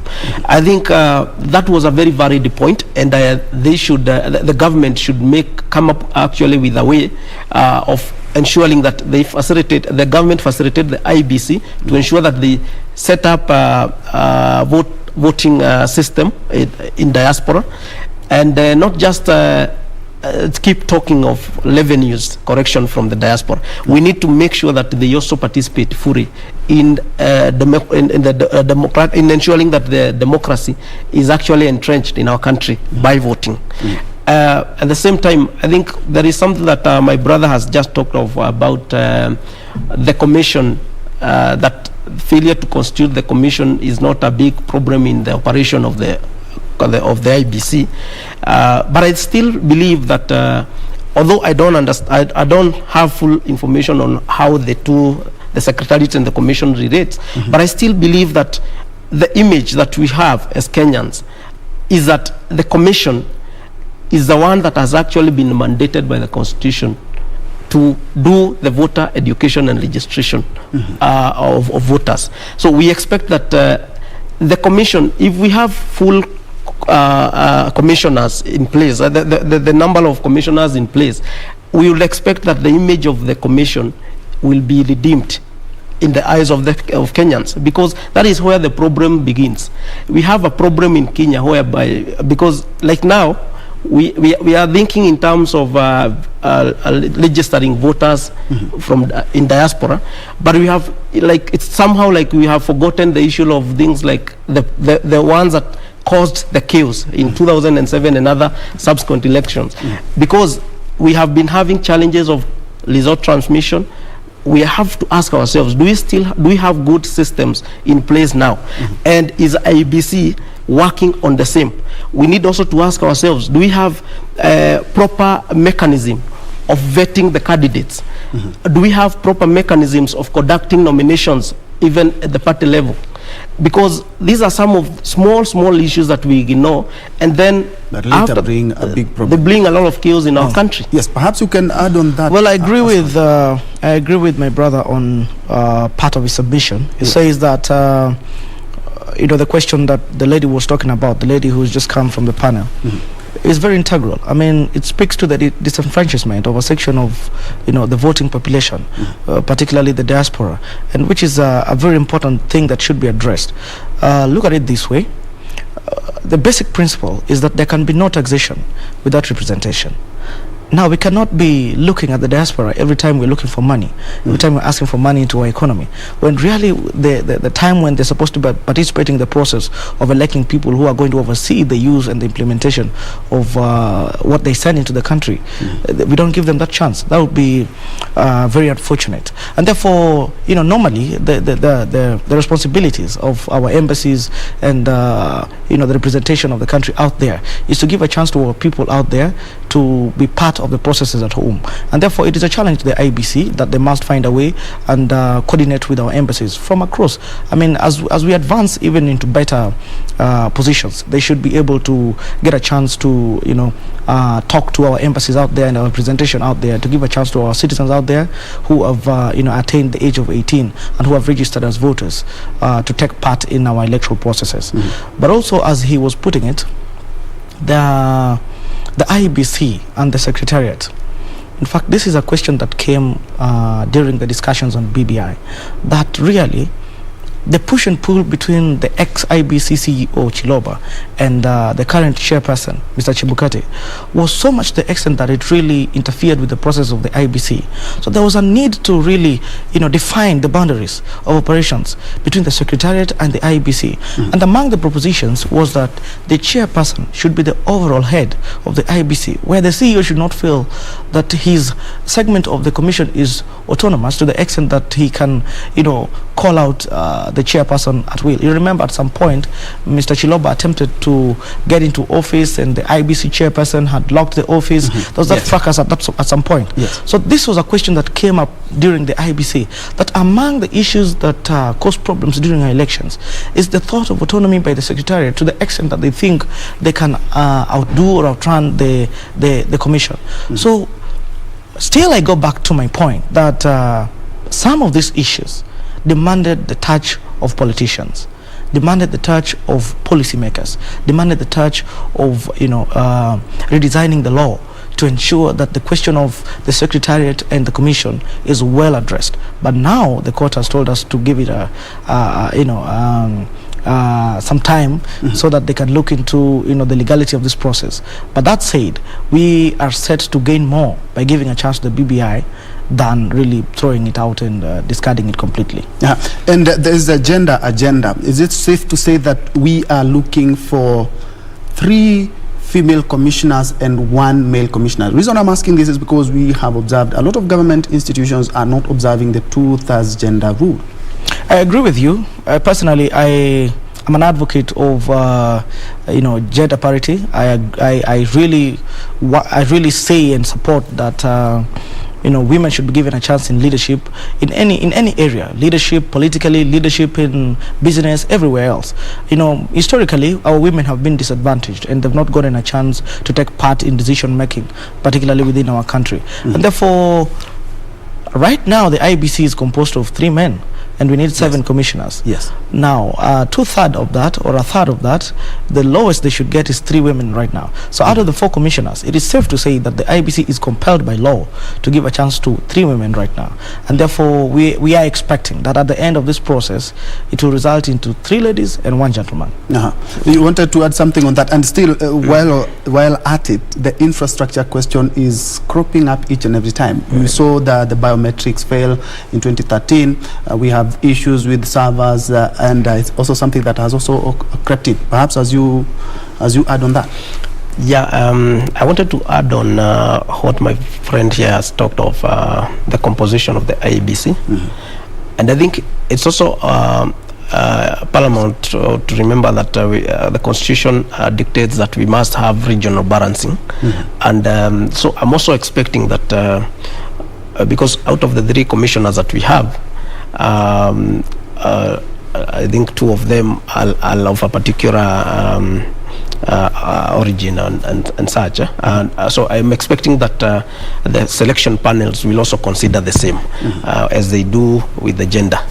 But still, you'll allow me to just talk a little bit of what he has just talked about the BBI, because personally, in my opinion, I don't think the BBI was actually set to provide any solution in terms of sorting out the election disputes, because but this was supposed to be the first thing that it was supposed to cure. Of course, each and every cycle of elections, we have violence, we have cases of malpractices in elections.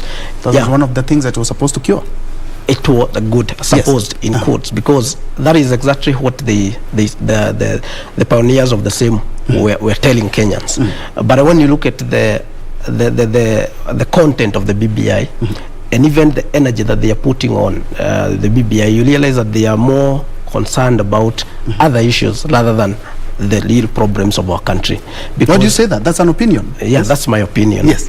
Because if we really were honest about discussing about issues of election disputes and such, yes, I think we had easier ways of solving those issues. Like now, if we would have tried to look at the Elections Act, we tried to see where we can amend through Parliament without necessarily relying on the referendum issues.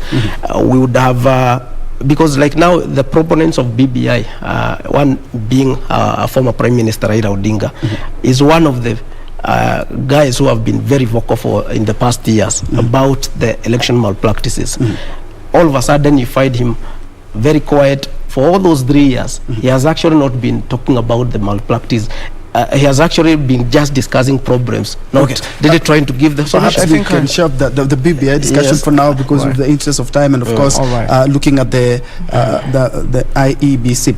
Looking at maybe I can just get into the issue of infrastructure, because I think the challenge we have with our IEBC is that they have actually not been so keen in ensuring that they set up their work. They have actually not been able to plan themselves timely.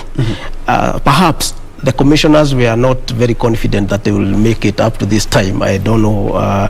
It seems like Chebukati was not very confident in that.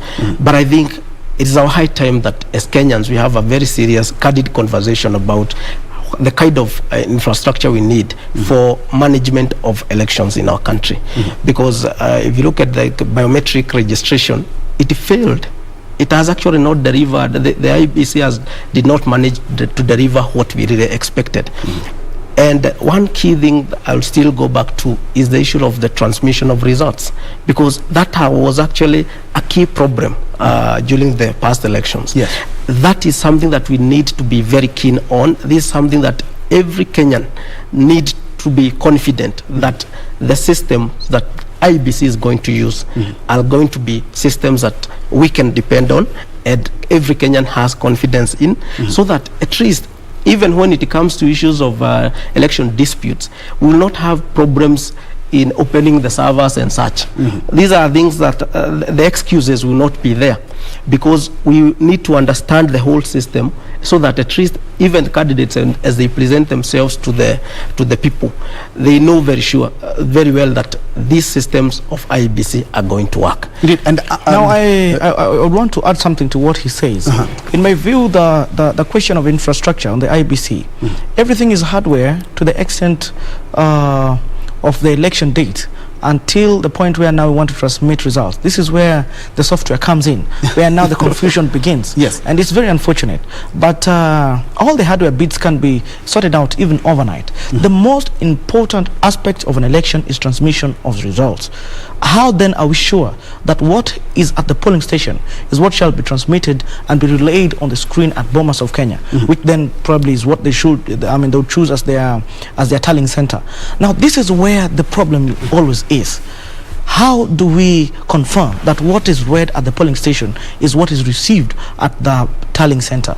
If IEBC can solve this problem, which is a challenge to them, and I have a proposition, in my view, the IEBC should coordinate with our media stations, so that the media have a presence in almost every polling station in this country. That what the polling station clerk or the presiding officer announces at the polling station remains as the true record of accounts and is what is relayed at the IEBC tallying center. If this can be done, there would be no point of having to wait the whole day or even 4 days or even a week for IEBC to give us the results. The media themselves, verified as they are and having coordinated with the IEBC, would be able to relay to us that really from Mount Kenya region or let's say Kiambu County, this candidate is winning by this much, and it is reliable because they were present at the polling station, the basis of the election. Indeed. And still on the same, do we need some legislation? Because looking at 2013, still on infrastructure, looking at 2013, we had an issue of the biometrics, and we also had the chicken gate scandal, of course, the printing, one of the infrastructure challenge that also we have faced as a country.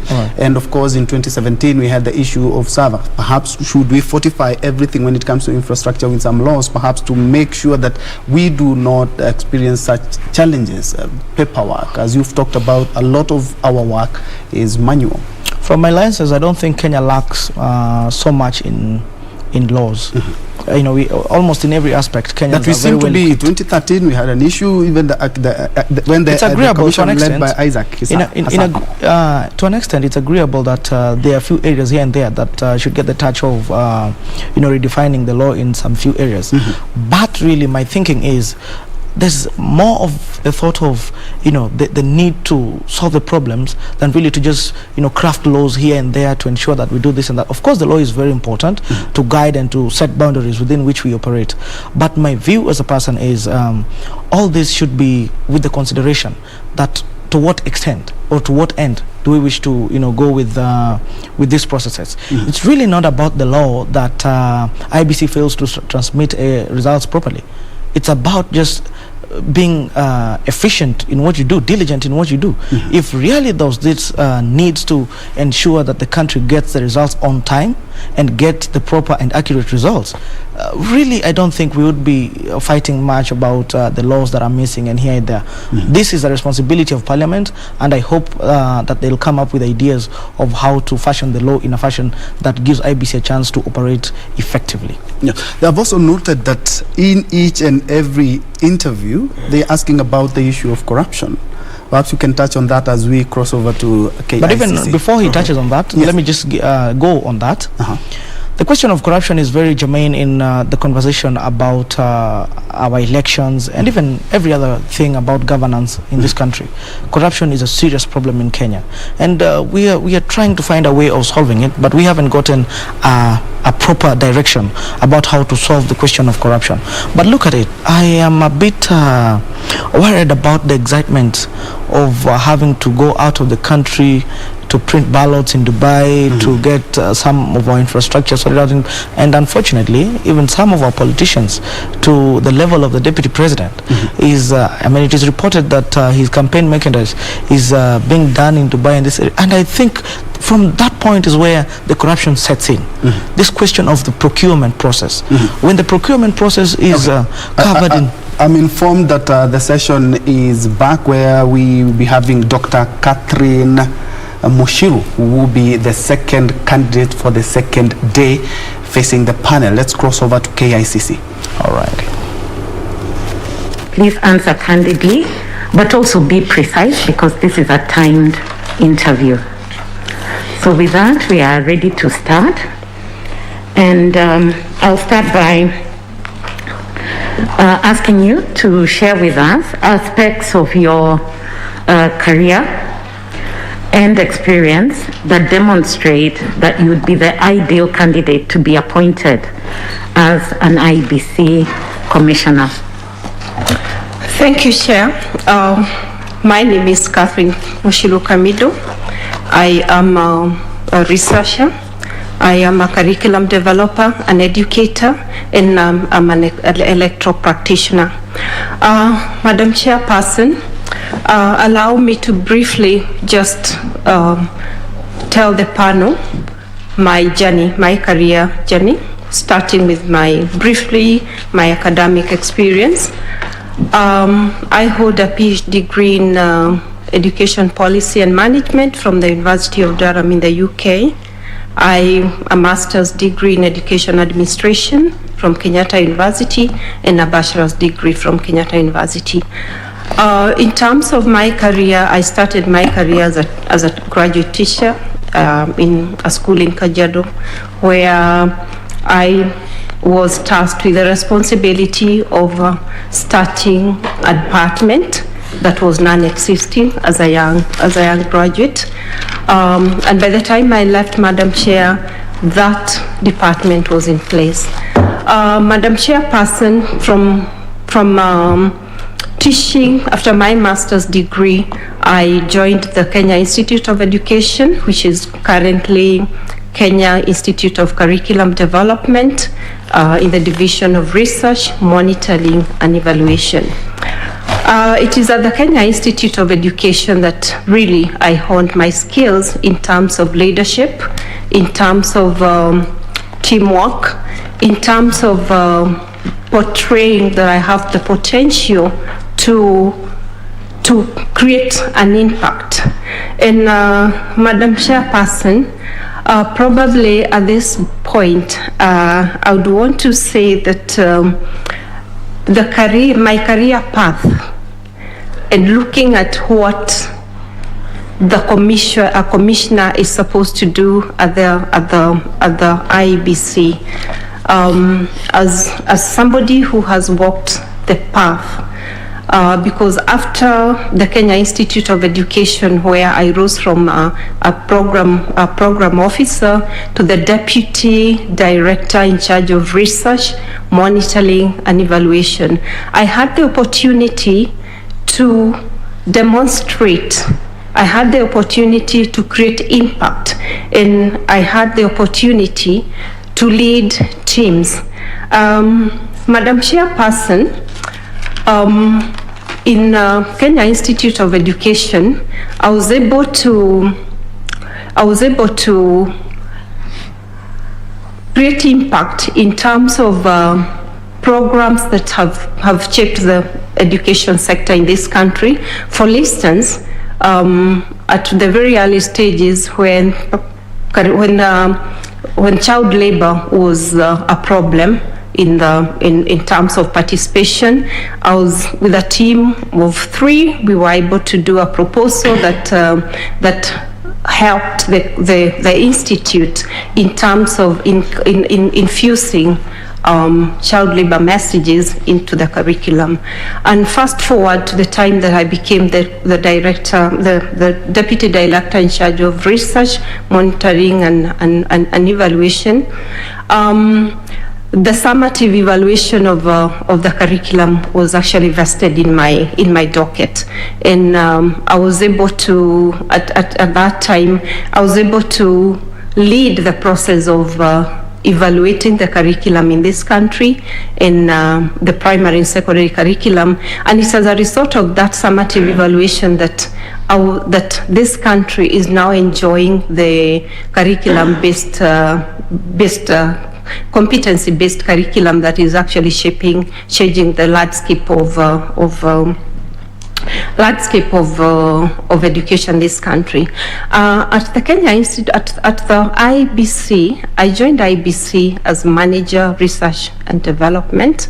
And it is at IEBC where I have been able to bring out my potential in terms of management of elections and the competencies that are needed.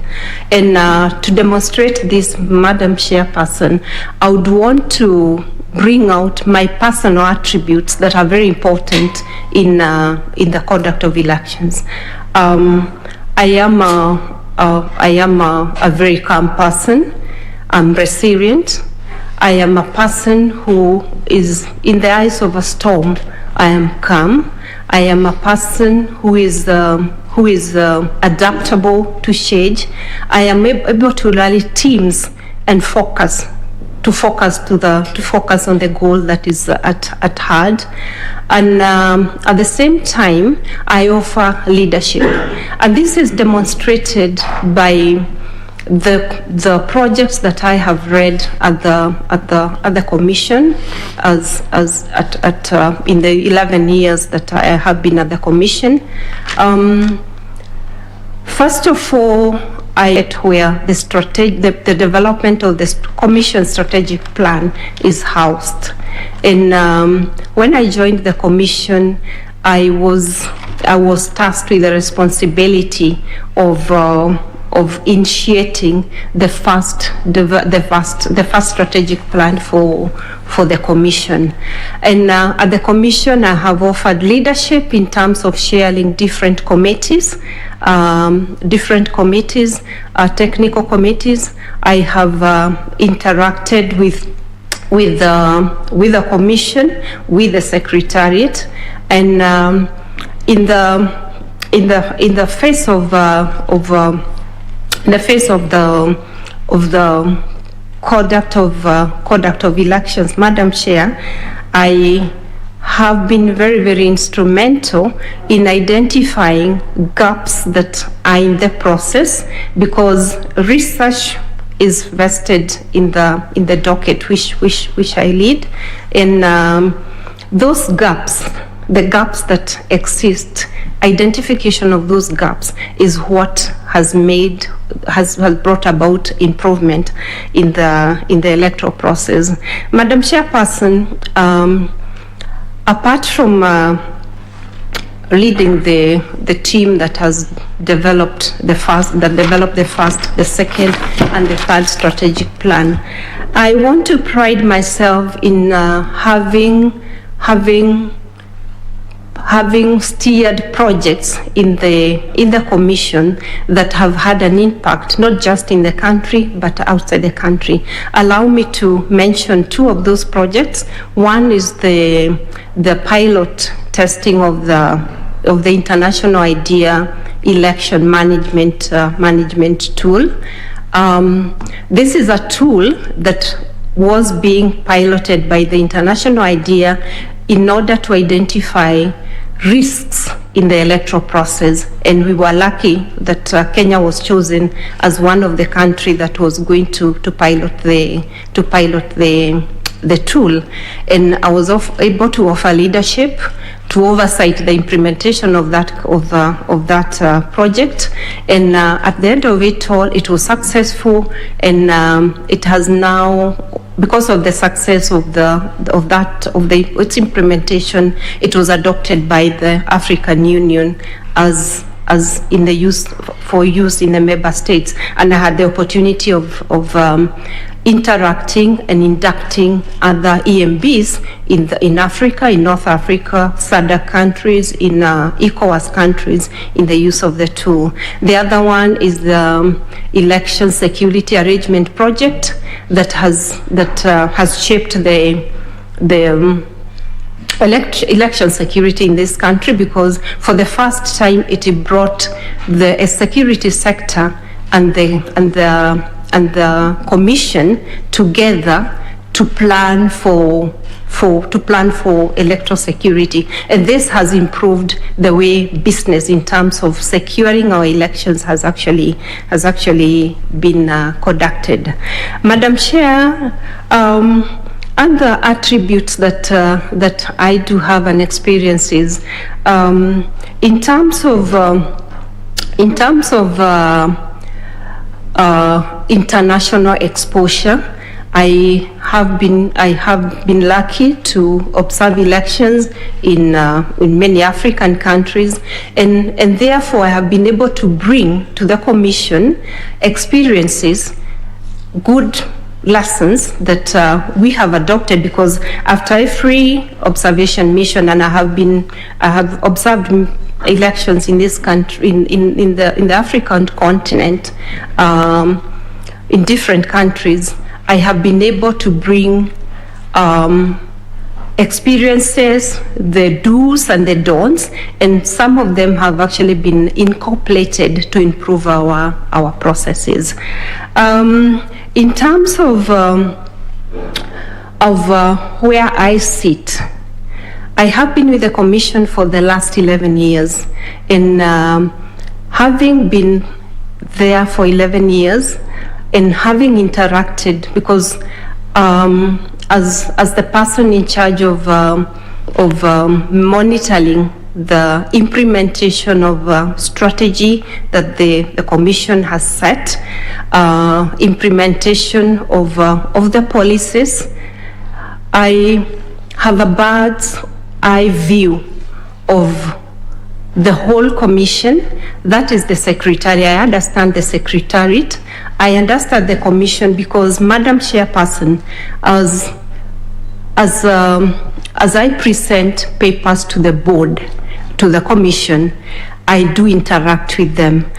In order for me to be able to guide in the development of the strategic plan, I have to interact with the Commission so that I'm able to get their thinking and then build that into a proposal, into a draft that is presented to them for adoption. Madam Chairperson, when it comes to understanding the Secretariat, having lived that life in the Secretariat, I do understand where the gaps are. I do know what is it that can inspire, what is it that can make the Secretariat more productive in terms of ensuring that the policies, the strategies that the Commission sets are actually delivered for the better of this country. Madam Chairperson, elections are stressful. They cause a lot of pressure. I am one person who actually is able to withstand pressure, and I'm able to rally my teams, the teams that I've worked with, even in very, very difficult situations, to focus on the goal and to minimize the pressure that they feel. And Madam Chair, maybe one thing that Kenyans may not know is that the Commission has a very high turnover of staff. And why does this happen? This happens because there are quite a number, there's a lot of pressure that is created by the environment that the staff work under. And because of that, it is important that the Commission understands the environment, understands the people that the people that are supposed to implement the the agenda, and I feel and I believe I will be an interface between the Secretariat and the Commission. Madam Chairperson, in addition to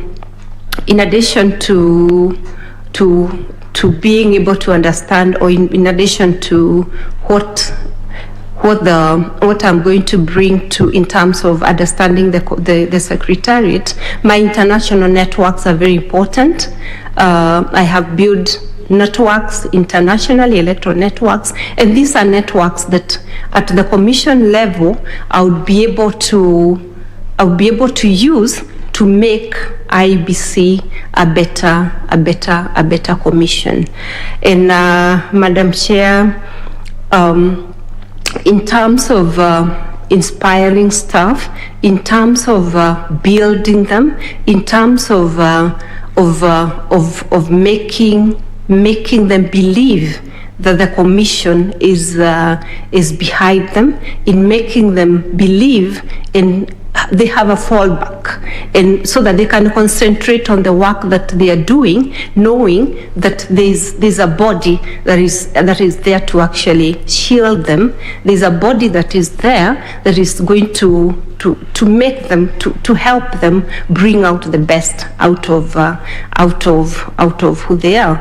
And then, Madam Chairperson, I believe and I know that with my background in policy development, policy implementation, then I'll be implementing what I understand. For instance, the Commission has just launched the 2020-2024 strategic plan, which I have steered. So in terms of implementing the Commission's strategies, that the vision that the Commission has set, I'll be oversighting what I understand, and therefore I'll be able to give guidance to the Secretariat. I'll be able to share with my colleagues, my Commissioner colleagues, in terms of the insights, and especially if appointed, I'll be among 3 other new commissioners. I'll be happy, I'll be glad to induct them, although the induction will not be part of my official responsibility. It will be good to share with my colleagues the insights that would help us shape the Commission and make it a better Commission. I leave impact in whichever area that any task that I've been assigned to, and I have a track record of having done and facilitated programs that have actually made a difference in this country. And given an opportunity, I am confident that I'll be able to make the Commission a better Commission. Thank you. Thank you so much, Dr. Kamindo. Maybe you can confirm if you are a registered voter? Yes, I am a registered voter, Madam Chairperson. Okay. Where did you vote in the last election? I voted in Thika Town Constituency, Heshima Primary School polling station.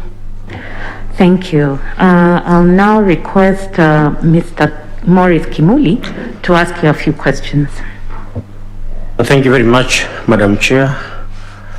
Dr. we looked at the answer you provided for your case study. Yes.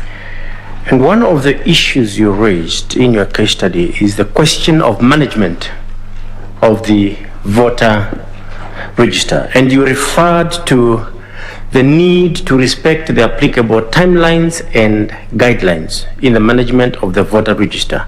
Now, what are these timelines you are referring to in your case study? Thank you for that question.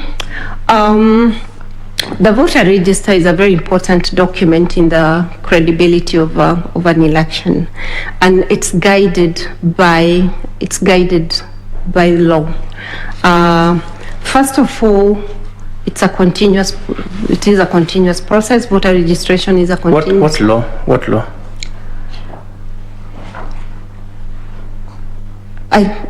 Which law? You say it's guided by law. Yes. Which law? The Elections Act is specific about the register of voters. What does it say? Continuous voter registration. It allows for verification of the voters register, gazettement of the cleaning of the voters register, and gazettement of the register of voters. Does the law say in what form IEBC shall keep the voter register? Keep and maintain the voter register? Yes. The IEBC is supposed to maintain a clean voter register and in electronic form and also in hard copy form.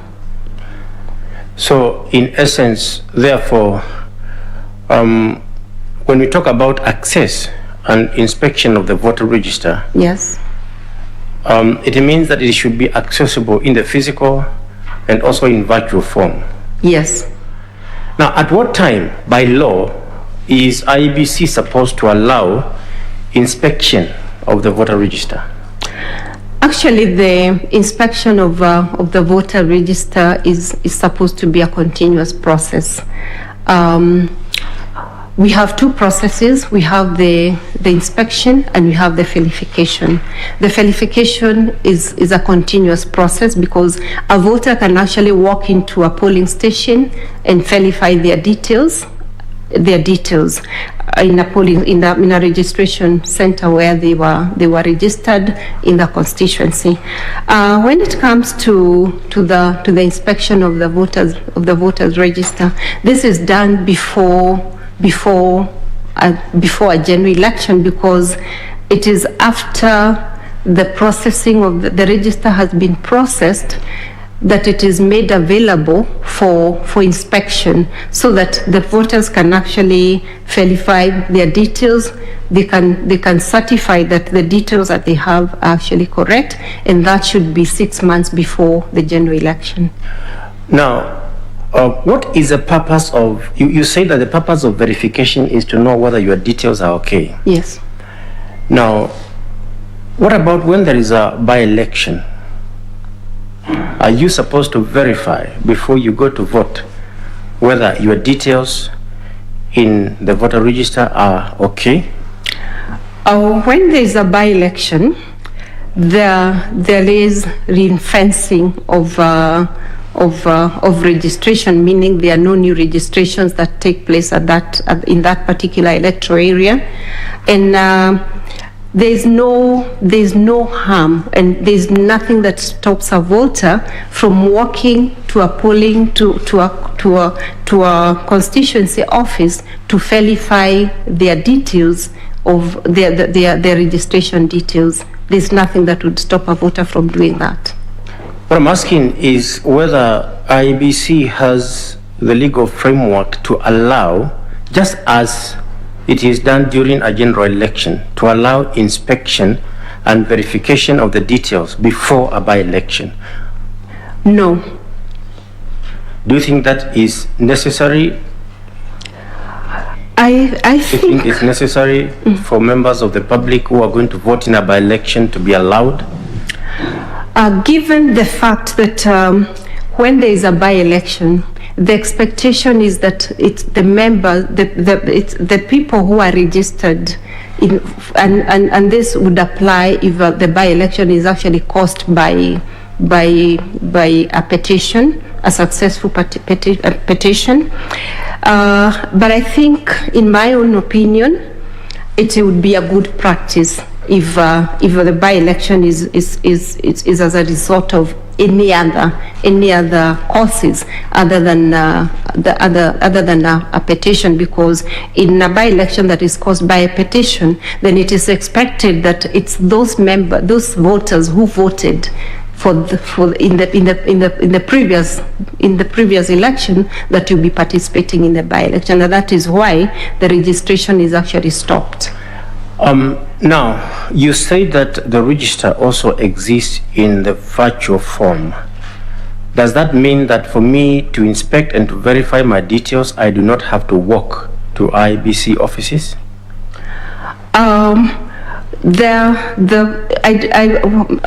What I said is that the register is kept by IEBC in a digital form. Now, let me just be straight to the point. If I want to verify my details and I want to do it virtually, especially during this time, is there a platform that exists for doing that? Yes, it exists, but the platform that exists does not give all the details that you'd want to verify as a voter. Now, the responsibility to manage and keep and make available the voter register to the public, is it a responsibility of the Commission or is it a responsibility of the Secretariat? It is the responsibility of the Secretariat. You've been in the Secretariat for how long? 11 years. Is this a question perhaps you have raised in terms of managing the legal policy regarding this matter? In the 11 years you have worked with the Commission? Thank you for that question. After every process takes place, there's monitoring and there's evaluation of that process. And the issue of the voter register, the registration and the issue of voter register has actually been flagged out as one of the areas that need improvement, that need to be enhanced. So in essence, what you're saying is that where you are in the Secretariat, you are able to originate legal policy towards addressing the voter register, and you don't necessarily need to be a commissioner to do that. What in my understanding, what happens is when a gap is identified that could affect the conduct of election, there is the relevant directorate that is in charge. For instance, the case that you're addressing, there's the Directorate of Legal and Public Affairs, and when the gap is identified, that directorate is supposed to come up with a proposal, present it to the relevant mechanisms in the commission, present it to management. From management, it goes to the committee, to the legal committee. From the legal committee, it goes to the commission. No, I get that. Yeah. I'm just saying that there is a lot you can do when you are in the Secretariat, not just necessarily in the commission. There's a lot you can do. True. And the law allows you to do a lot. Yes, it is true. Now, whose role is it to originate policies on, to originate the activity of boundary delimitation? Is it the Secretariat or the Commission?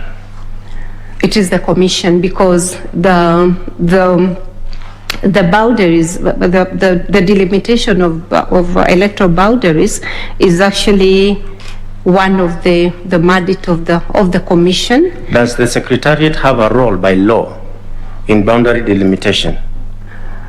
The Secretariat will implement the policies and the strategies that the Commission is going to develop. So Now, if they have the implementation role. Just one last question, Daktari. Some of the boundaries that are delimited are boundaries between two counties. Yes. Does IEBC have the power to determine county boundaries? And if it does, under what law? If it doesn't, who has that responsibility? And what would then happen if there is a dispute between two counties? Madam Chairperson, the question of disputes in electoral boundaries, in boundaries, both electoral and administrative, is very, very emotive. And from where I sit, we receive those disputes, both administrative. Let me just help you. I'm asking about county boundaries. Yes. County boundaries, which also coincide with constituency boundaries. Do you have, by law, the jurisdiction or who has the jurisdiction?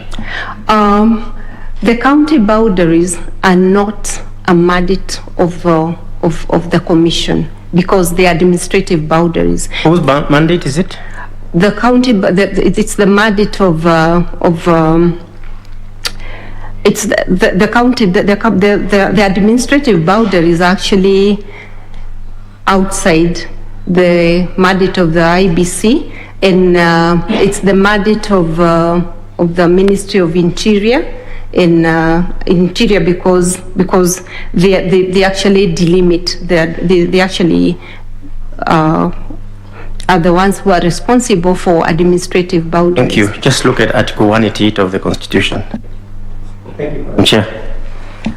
Thank you so much, Mr. Kimuli. I'll now request Dr. F.S. Abdallah to ask a few questions. Thank you, Madam Chair. Thank you, Madam Chair. Dr. Kamindo, karibu tena. Asante. Yeah, Dr. Kamindo, with your qualifications and experience, they are no doubt significant. And with you being there, I wouldn't expect anything to have gone wrong during the last elections. Now, in the 2017 presidential petition, the courts found significant electoral irregularities that warranted the nullification of the presidential election. Right. Madam Kamindo, you are the head of the team on the tallying center at Bomas. Maybe you could share your experience with us at what could have gone wrong. Thank you, Dr. Abdallah, for that question. The Bomas of Kenya was the national tallying center for the 2017 general election. My role as the coordinator of the tallying center was actually to coordinate the different teams. The National Tallying Center comprises of different activities or different components. One is the results processing. The second one is the media center. The third one is the call center, both for external and internal calls, and the welfare, the security. My role was to coordinate and make sure there is seamless operations within all these different units of the tallying center. That is the role that I had. Yes, I do appreciate that, but I'm referring you to that some irregularities, and I'm sure being there and coordinating this, maybe you could share what could have gone wrong. Thank you, Dr. and Madam Chair. The irregularities that were highlighted by the Supreme Court of Kenya were mainly to do with the transmission of results. Transmission of results, excuse me, the transmission of results for the presidential. We could have some water. You can take a moment and can someone assist, please? Sorry for that. It's okay. The transmission of results is a factor, is a sum total of many factors. And if I remember correctly, one of the issues was the fact that the commission was unable to transmit the presidential results and also offer other mechanisms for the same. Now, in terms of transmission, it's actually affected by factors that may be beyond the commission. For instance, there was the question of some polling stations that did not manage to transmit. It is in this country there are areas that do not have the infrastructure to support the transmission of results. Because the results are transmitted in form of text, and they are transmitted in form of an image, where the results form is actually the photograph is the result form is scanned and transmitted. Now, those areas which do not have a 3G network are not able to transmit, and what would appear as a failure of transmission is failure of infrastructure, and it is something that the Commission has addressed. All the issues that were highlighted by the Supreme Court of Kenya, the Commission has taken note of that, and they are being addressed progressively. And I want to believe that with the stakeholders, other stakeholders who have a stake in this infrastructure, we'll be having better transmission of results. Thank you for that explanation. Now, if you are appointed a commissioner at the IEBC, what can be done to improve accountability structure and ensure personal responsibility for actions and decisions within the commission? Come again. If you are appointed a commissioner at IEBC, and you seem to know the whole structure, but what I'm seeing could be missing is enforcement and personal responsibility for action done at the commission. What would you do because I'm sure this could be part of your research, what would you do in order to put mechanism where people are held responsible for action and decisions? Madam Chairperson, if appointed a commissioner at the IEBC, one of the things that I would do is, and actually it is in a strategic plan, is strengthening the corporate governance of the commission. For instance, the decision-making process, strengthening the committees of the commission. Secondly, holding people, mechanisms for holding people accountable for decisions and actions that they make. And I think that is already there. What needs to be done is to enhance that accountability in terms of, for instance, if it is at the headquarters, where directorates will have to give quarterly reports to the relevant committees of the commission, and that translates it's transmitted to the commission, so that the commission can be able to identify any gaps that could be existing that could forestall the implementation of some of the strategies that they have set. Thank you, Doctor. Next one. Political influence or attempts to infiltrate the IEBC through a commissioner is a risk that past commissions have failed. What can the commission do to mitigate this risk? Interference by political individuals or parties. Thank you, Madam Chair and Dr. Abdallah. I think it's very clear what the commission is supposed to do in terms of carrying out its business. The independence of the commission is entrenched in the Constitution, and if people followed the law, the rules and the procedures, I don't think there should be any room for interference and interference by the political class. Yes, Doctor, but those laws have been there, they're still there, but there's still interference. Daktari, I may not share your view, because unless there is evidence that there is interference, most of the times it can be perception.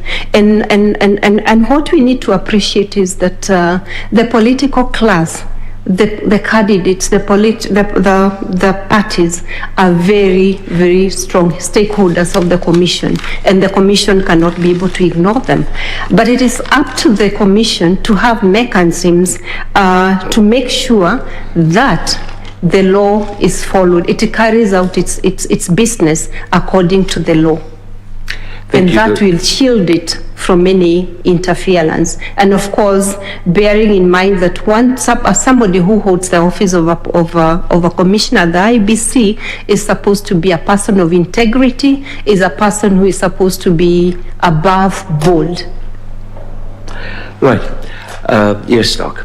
I'm sure you are aware that the IEBC Commission have experienced negative publicity and a negative public image. What do you think this is so? Thank you for that question, Madam Chair. It's true that negative publicity, low ratings of the commission have been there, and having been in the commission for 11 years now, what I think is, and I believe is what may be causing this negative publicity, and also low rating of the commission among the Kenyans. One is communication. And when I talk about communication, I'm looking at a commission where Kenyans know, Kenyans understand. If, for instance, the commission had a very good, robust communication strategy where it actually works with the Kenyans in all its activities, the Kenyan public would not be having misinformation or misunderstanding of the commission. For instance, technology is one of the areas where the commission is an area that is completely misunderstood, and all Kenyans do not have enough information. As a commissioner at IEBC, I would want to see a policy, strategies that are going to open up the commission to the Kenyan public. And how can this be done? We could have, for instance, a technology week where Kenyans can interact with electoral technology, so that this mystery of what the technology can do is actually removed and people understand. If it is the issue of what happens to your vote when you vote, many Kenyans, once they come and cast their vote, they may not understand the process that goes on until that vote results into showing their will by electing the leader of their choice. So that mystery needs to be removed, and it needs to be removed by having a very good communication policy, setting strategies that are going to open up the commission to the public, so that there is no mystery. Because I believe it is the mystery, is lack of that understanding, lack of knowing, that makes people think the commission is mysterious. Thank you, Doc. So I hope, I wish you all the best, and hope that you will use all those research lessons and teachers so we can have a good elections. Thank you, and all the best. Thank you. Thank you. Thank you, Dr. Abdallah. I will now request Mr. Kimuli No, sorry, not Mr. Kimeli. Mr. Gideon Solonka to ask a question. Thank you, Madam Kamindo, for your answers. I want to begin by referring to you to a text in your application where, and I will read word for word what you said, that trust in an election management body is an important aspect in enhancing credibility of an election. Do you remember? Yes, I do remember. Okay. Now, the commission, after every election, and there is some linkage with what panelist Dr. Abdallah has asked you. After every election, and you're in this country, has been under attack from political class for bungling elections, threatening their removal. Okay? Every election, you remember the Kivuitu Commission, you remember the Hassan Commission, and now the Chebukati Commission. Yeah. After an election, everybody is saying these people must go. Yes.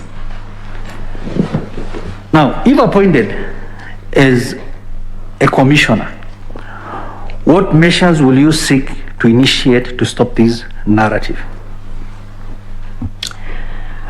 Thank you, Madam Chair. And the question is very interesting because I think it's something very unique to the Kenyan environment. They must go after every election. What causes it? What causes this?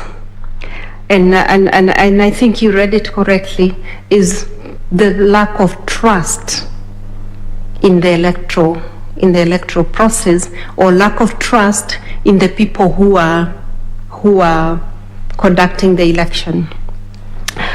Madam Chairperson, when you look at Kenya as a country and how we conduct our elections,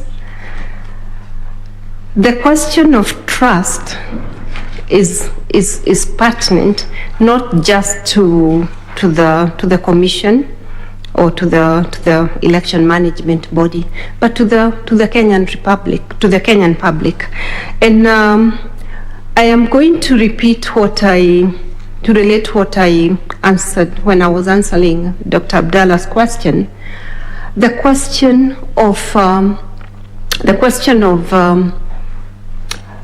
the commission being open to the public. And by no means, I'm not saying that it's not now open, but there needs to be an enhancement. Distinguished panelists, you're conducting this interview in public. So the Kenyans are seeing the people who are being recruited. And when they are finally recruited, when they get to, you get the best. But when they get to the election management body, why do they become questionable? Why do Kenyans question them? And yet, there's a very competent panel that recruits. I think this is the only country where the commissioners are taken through such a rigorous process of recruitment. But at the end of the day, they end up being mistrusted by the very people whom they are serving. One thing that I would really propose to cure this, other than the communication, is the stakeholder engagement. We have very key stakeholders, the political parties, the candidates, the candidates who contest elections. And most of the times, this mistrust is actually a product of dissatisfaction with the results that the Commission has announced, and strongly engaging the stakeholders in the processes, and especially the political class, would be a very important step towards curing that. And I'm not saying it is going to be the cure completely, but it is a step towards that. Then we also need, as a country, to accept, to have a culture of accepting that we get into a competition to win or to lose. There must be a winner. Dr. Kamindo? Yes. You've alluded to a very important issue, that why Kenyans do not trust is because of the issue of results. Yes. Now, are you telling Kenyans that it is impossible to give verifiable, accurate results in an election? Because that is the only thing.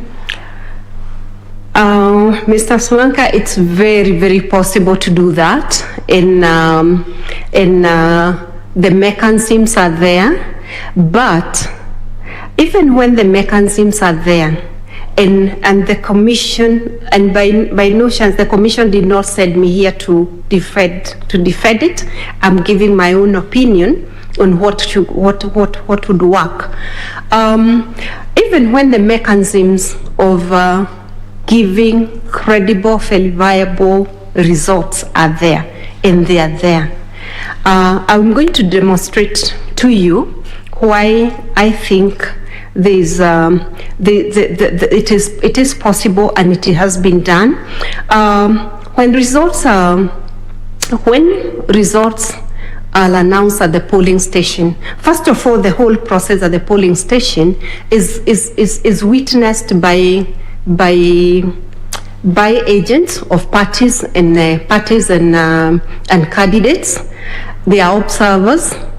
Finally, when at the polling station the counting is done and the results are announced, and there are results forms that record the results as they are in presence of the agents, and the agents are required to sign that actually these are the results of that polling station.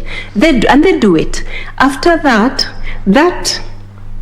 form, the agents are actually given that form. They are given a copy of that form, and they take it with them. It is left at the polling station. It is in the box, and it is that result form that it's actually transmitted. So if anybody wanted to verify the accuracy, the correctness of those results, those copies are available, because it is that result form that is actually transmitted, and it's what is used to declare the results once they are tallied. So the mechanisms are there, but the lack of knowing what mechanisms are there is what could actually create that mistrust. And I think by that openness, by stakeholder engagement, it's going to progressively help in terms of removing that must go. So in other words, the mistrust is misplaced. It is not based on reality. I don't want to say, Mr. Solonka and Madam Chair, that the trust is misplaced, because what you don't know, you can form any perception about it. And that is why I'm advocating for that openness, so that when your opinion is not shaped by what you do not know. Thank you. Let's move on. Now, do you trust the current election management body yourself, as you sit there? Mr. Solonka and Madam Chair, I do trust, because I know the mechanisms are there to deliver credible elections. Thank you. Now, you are speaking to Kenyans. Can you score IEBC performance on the conduct and supervision of elections? Out of 100, what will you give them? Probably you can rephrase or the question, because you talked about. I'm saying that you've now been invited, Yes. You know how IEBC has been conducting and supervising elections. And you are told, out of 100, score them. How will you score them? From an insider's point of view, I would score them 80%. 80%? Yes. Okay. Thank you. Now, let's move to another issue which is more touchy, especially now that we are moving to the next general election. And this is on Article 88.4 of the Constitution, and also the Election Campaign Financing Act, which mandates the Commission to regulate the amount of money that may be spent by or on behalf of a candidate or party in respect of any elections. How will you ensure that candidates and political parties stick to the campaign financial limits set by the Commission? How will you ensure? Thank you for the question, and Madam Chair. Campaign financing is a tricky field, and not just in Kenya, world over. First of all, the law is there, but the regulations to implement it are not there. So until the regulations, Parliament avails the regulations to operationalize the Campaign Financing Act, it will be difficult to put in place the policies that are supposed to guide its implementation. So are you saying that in the next general elections, the act will the act will not be applicable? Madam Chair, I am not saying that, because the Commission has submitted drafts of the regulations to Parliament. So as soon as Parliament provides the regulations, the Commission will be able to do that. Will be able to guide. Now, in the draft regulations that you have presented or to Parliament, which you are waiting for approval, how will you ensure that campaign finances are not used to bribe or in any way induce voters to vote in a certain manner? Do we have provisions in that in the regulations on how that can be enforced? Thank you, Mr. Sononka and Madam Chair. Like I said in the beginning, the enforcement of the Campaign Financing Act is not an easy task, and it has not been easy even in other countries, but because there's provision for the expenditure items in the regulations, I want to believe it will be possible to a big extent to do that. Now, if you become commissioner, what will you do to ensure that piece of legislation is crucial?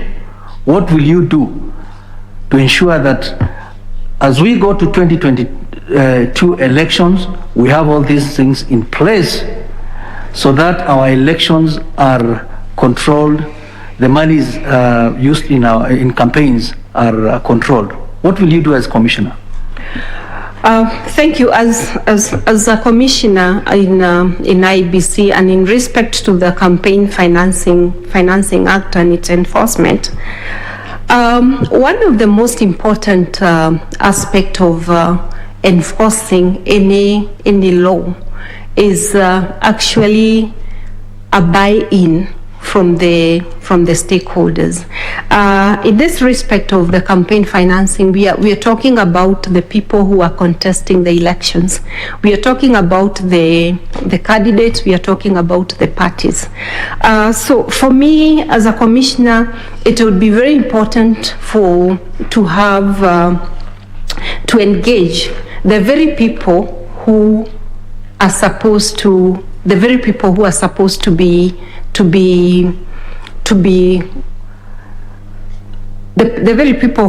we are supposed, as a commission, we are supposed to ensure that they do not overspend, and this would be very important, because when you come up, although the act is there, the regulations are there, but the commitment of the stakeholders, the commitment of those people who the act is for, would be very, very important. For me, that is one thing that I would really want to see.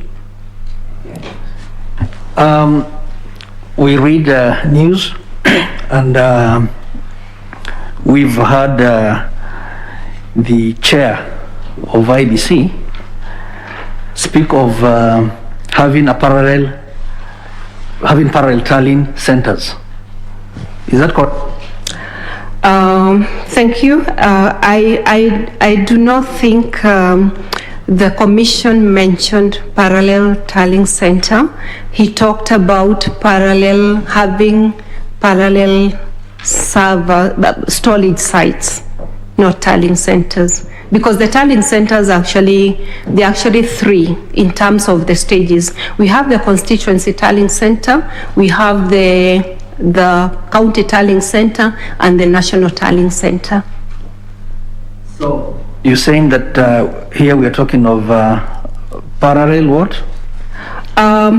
If what you're talking about is, Madam Chair, is what I understand, and if I can jog my memory, when the commission of the chairman of the commission talked about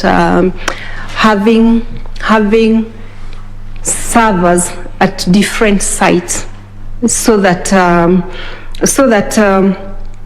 what happened in 2017 may not happen. So maybe you can just tell Kenyans what that means, having parallel servers, and whether it is anchored in law. What it means is, I'm not an expert in technology, and I'm giving my answer as a lay person, but a person who also have an understanding of the commission. What that means is that they are different sites. So even if this one fails, there's still an alternative from a layman's point of view. Thank you, and I wish you all the best. Thank you. Thank you, Mr. Solonka.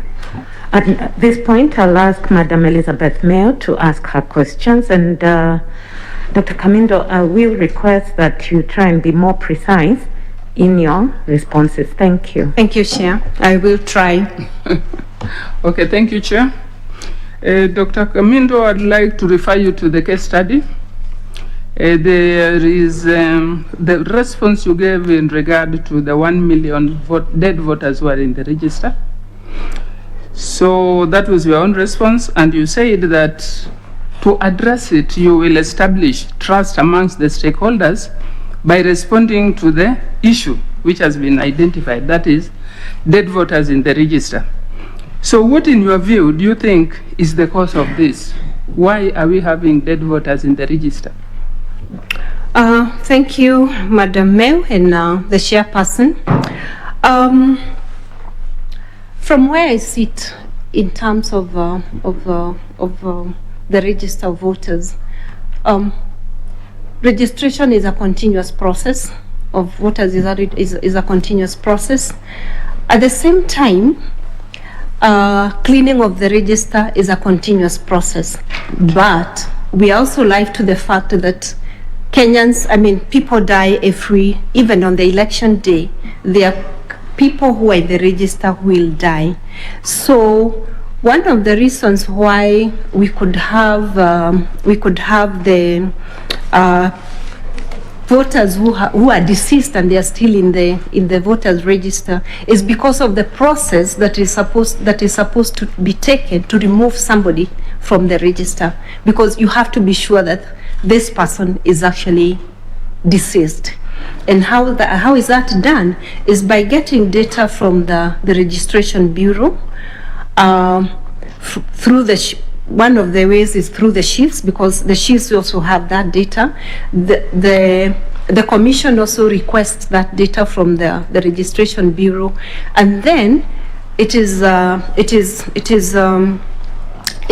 transmitted to the registration, to the constituency registration officers, and they are expected to now counter check, because every death is registered with the chief. They are supposed to counter check, and once they ascertain that that person is actually dead, they can remove the person from the register. But it has to be very, very certain that the person is dead, and bearing in mind that death will occur every other day, then we will have deceased people in the register, even on the election day. Okay, thank you, Dr. Kamindo. So in line with your response, you have brought it out very clearly that you rely also on data from other institutions, so there are dependencies to what you are doing. So what reform can you bring on board to create effectiveness in cleaning the voter register? Thank you, Madam Chair and Madam Mayor. One of the reforms that would be very, very important is actually, and it has happened in other jurisdictions, is actually linking the civil register with the electoral register, and not. And by saying this, the commission will not be delegating its role or its mandate to another, but this register of the civil register will be used as a base data for the voter register to ensure, to counter check. Yeah. So what kind of communication will you give your stakeholders so that you can establish that trust? Yeah, such that when people are going to vote, I know I'll get my name in the register.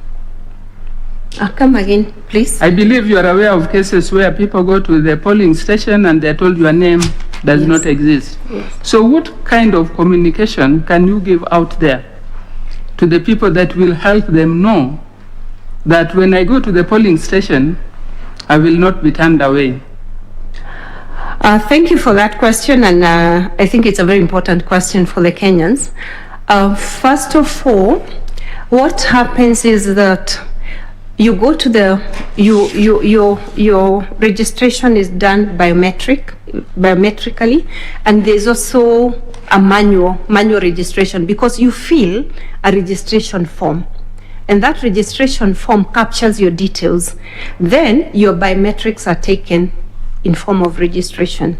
So if you go to the polling station and your biometrics, for one reason or the other, you're not able to be identified using the biometrics, there is the complementary method that relies on the hard copy to be able to identify the voter.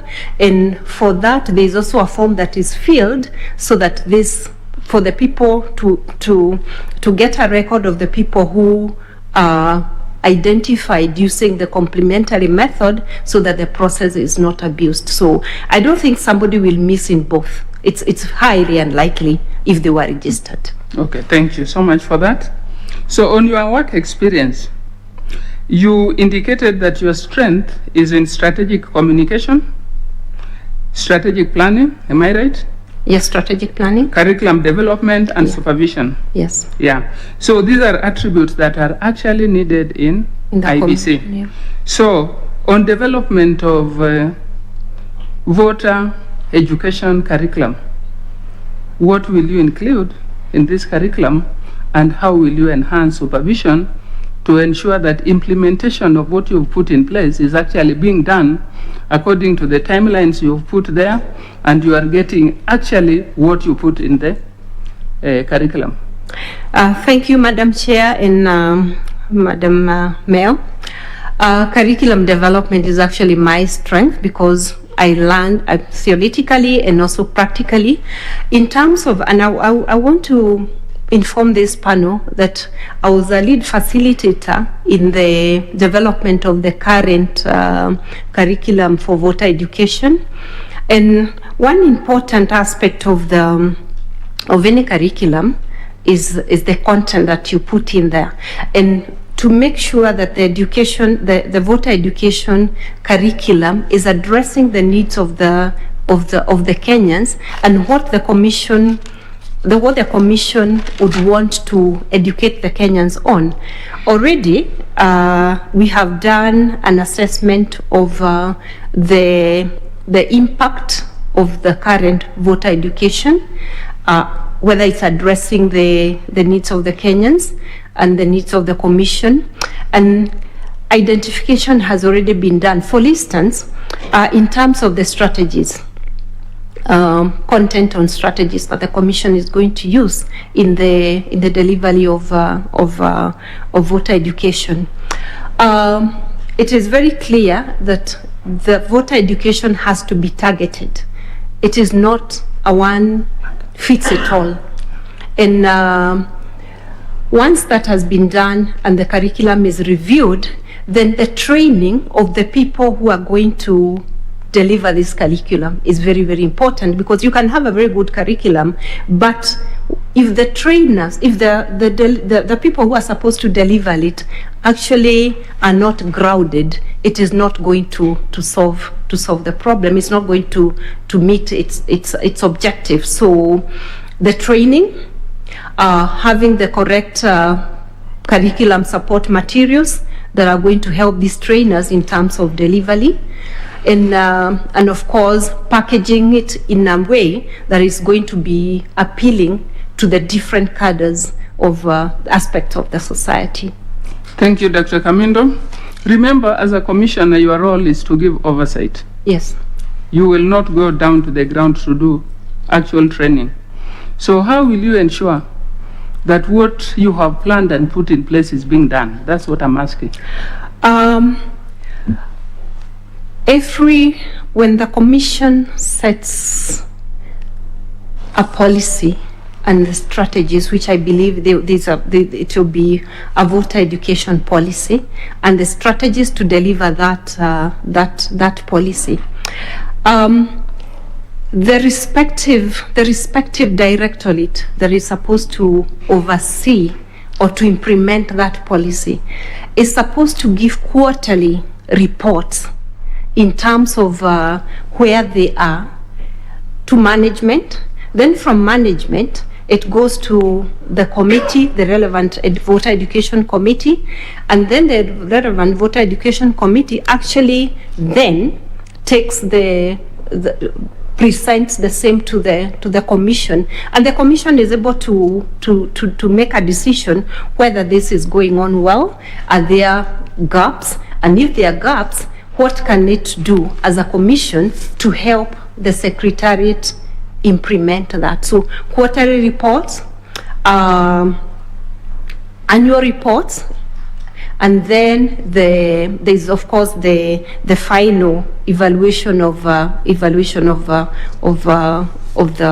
impact of the. So ideally, you are talking of a monitoring and evaluation framework. Yes, and framework. Okay, thank you.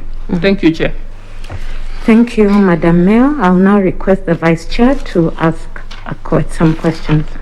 Yes, Dr. Kamindo, I'll be very brief. You know the meaning of the word impunity? I want to believe I do. What does impunity mean in a position of leadership?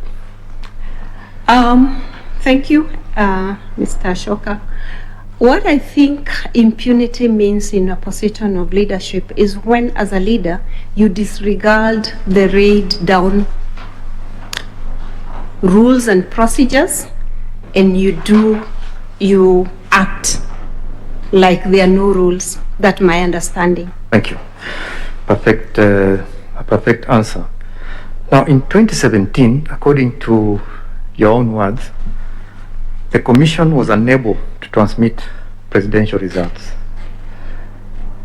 Now, a fundamental role of an electoral body is to transmit, especially those results. If the Commission failed to do this, what, in your position, do you think ought to have happened? Thank you, Mr. Ashoka. Madam Chair, allow me to make a correction in the statement that the distinguished panelist has made in terms of the Commission failed to transmit. What I said was, in some occasions, in some instances, the results were not transmitted because of lack of infrastructure. And I gave the example of areas where you will be able to make a voice call, but you'll not be able to transmit heavy data because the area is not supported by 3G, at least 3G infrastructure. That's what I meant. I understood that. You even told us, you just said, when you're answering panelist Gideon's question, that you not wish to see the problems the Commission had in 2017 recur. And most of those problems, actually the biggest problem, was to do the transmission of results of the presidential elections. Now, this is what you call fatal failure in terms of responsibility, because if that is your principal responsibility and you fail, what one would expect is you take responsibility. In this case, Kenyans would have expected that not just the Commission, but also personnel responsible for key issues relating to the tallying and transmission of results took responsibility. By that I mean actually resigned. Now, we didn't see this happen, probably except in one case. What was your position as the head of the tallying center, the coordinator of the tallying center? What view did you take? What was your position on this? Thank you. In terms of, and I think Madam Chair did point out this, the tallying center has different components that act to make, that are there to make it functional. What I mean is that tallying is tallying results, and that's the tallying center of presidential results. If the tallying center is not able to provide Kenyans with accurate, verifiable results, transmit and whatever, then what's the role of the tallying center? Fine, okay. I just put you a situation. Now you're a member of the Commission. Yes. Supposing you successfully get appointed. Then there's a problem, there's a computer hitch in the transmission of results. Because of that, the Commission is not able to verify results and declare the winner of the presidential elections. And you only have 1 day to decide what would you do. Now you are in the... Thank you, Mr. Ashoka and Madam Chairperson.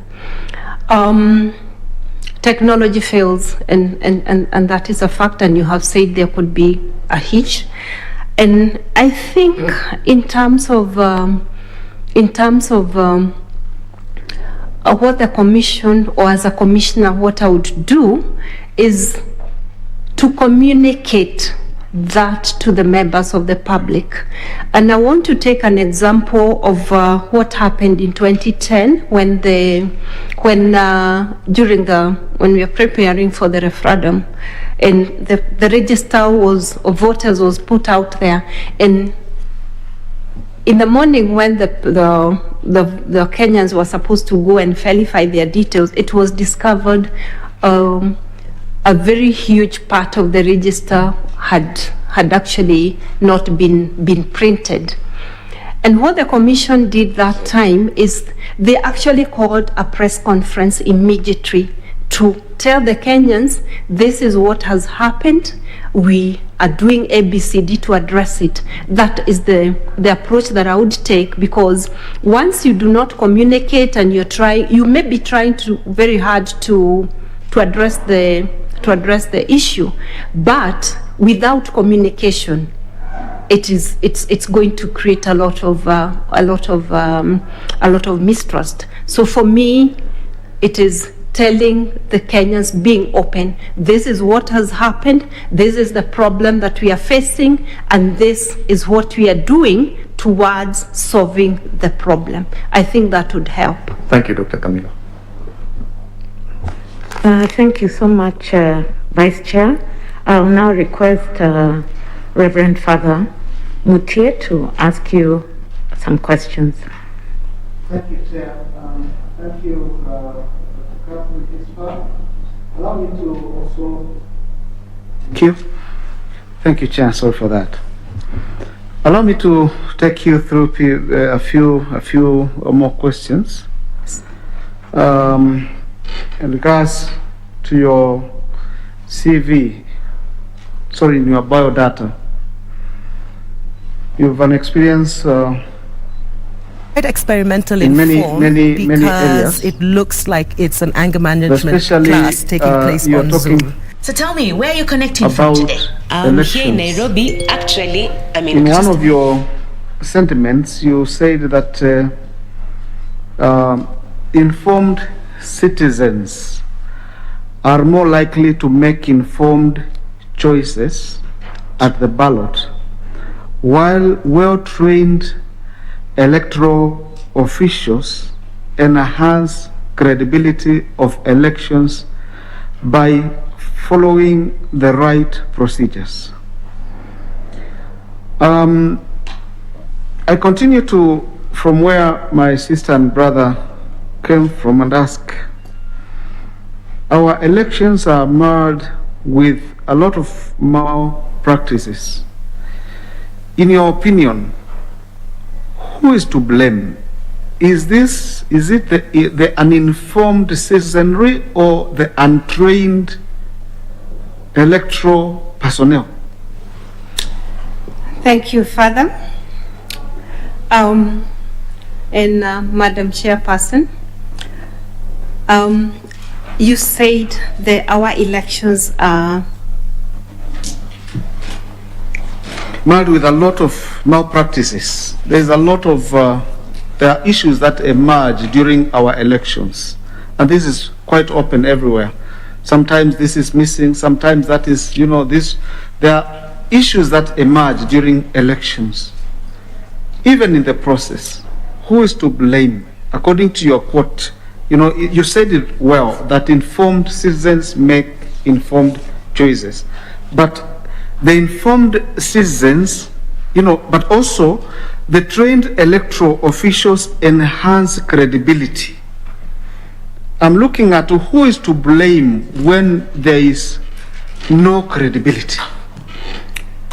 Thank you, Father and Madam Chair.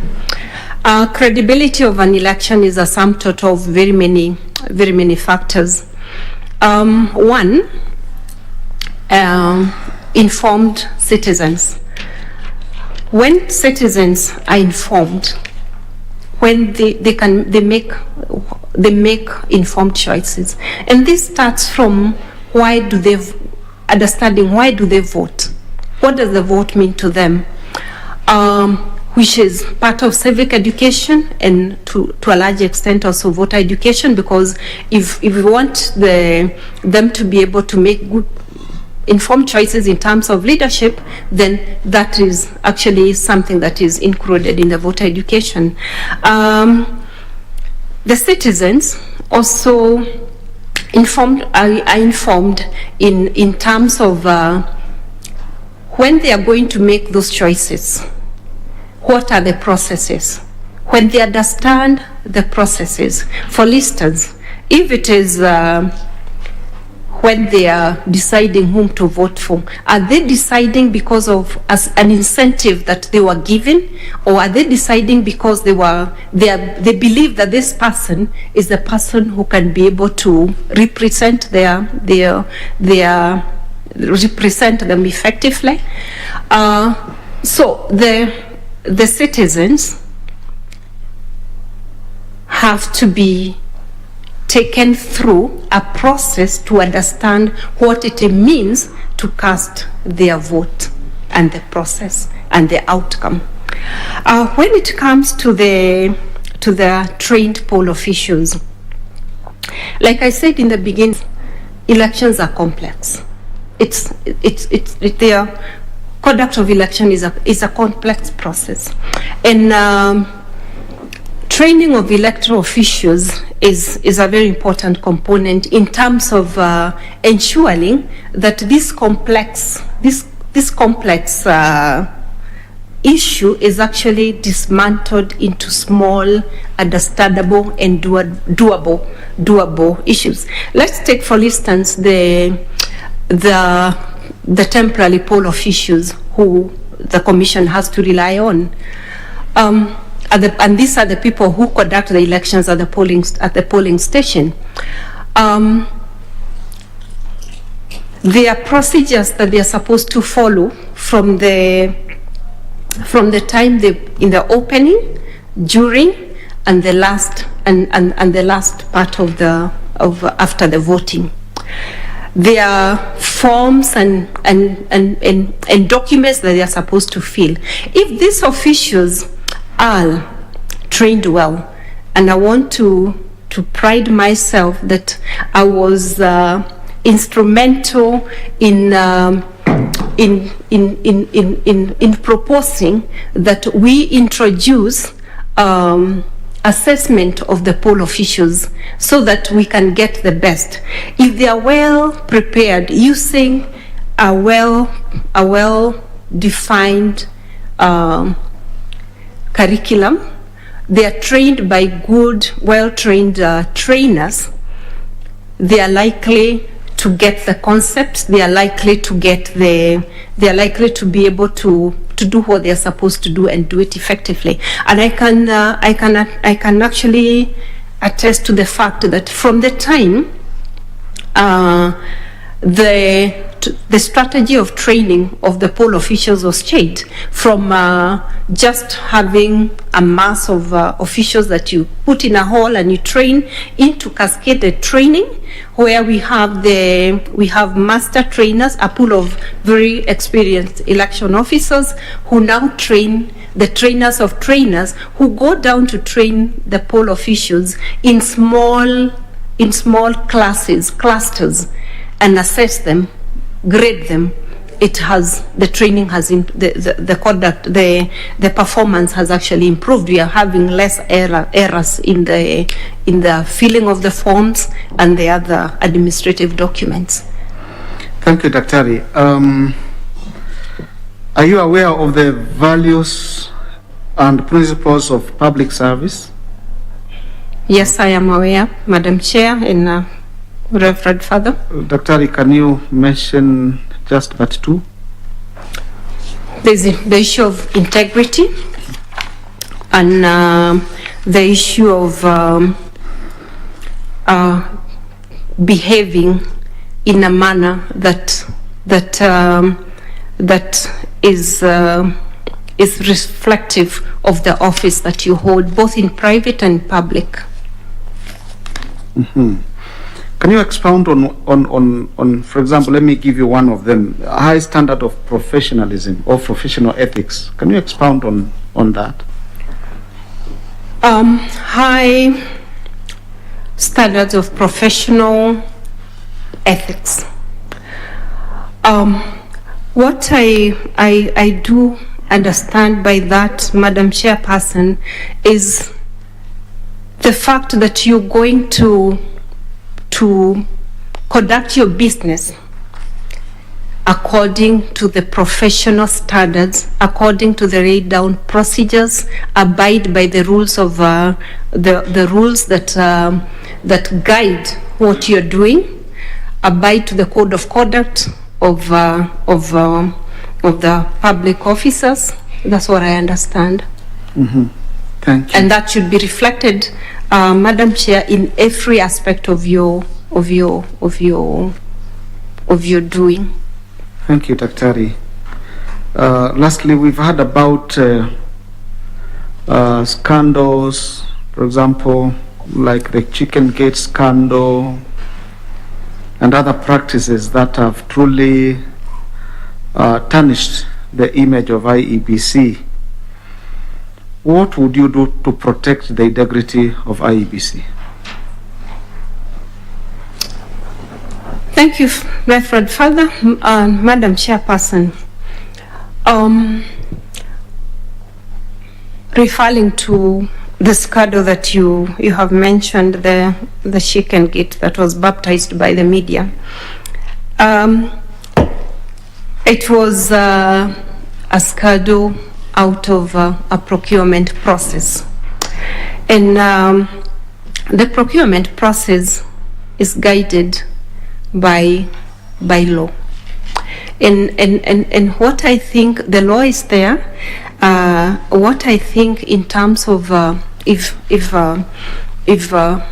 appointed a commissioner to protect the integrity of the commission in terms of procurement, one is to have a very robust policy on training of the staff in procurement matters, because not every member of staff, while they'll be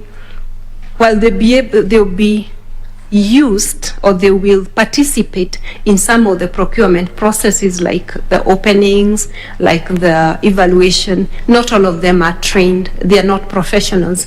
So I would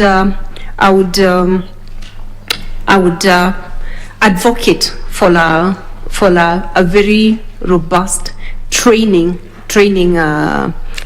regime, such that all the staff who are likely to be involved in one or the other, they actually understand the process, and at the same time enforcing the code of conduct for the staff. Thank you very much, Dr. Kamindo, and thank you so very much also, Chair. Mm-hmm.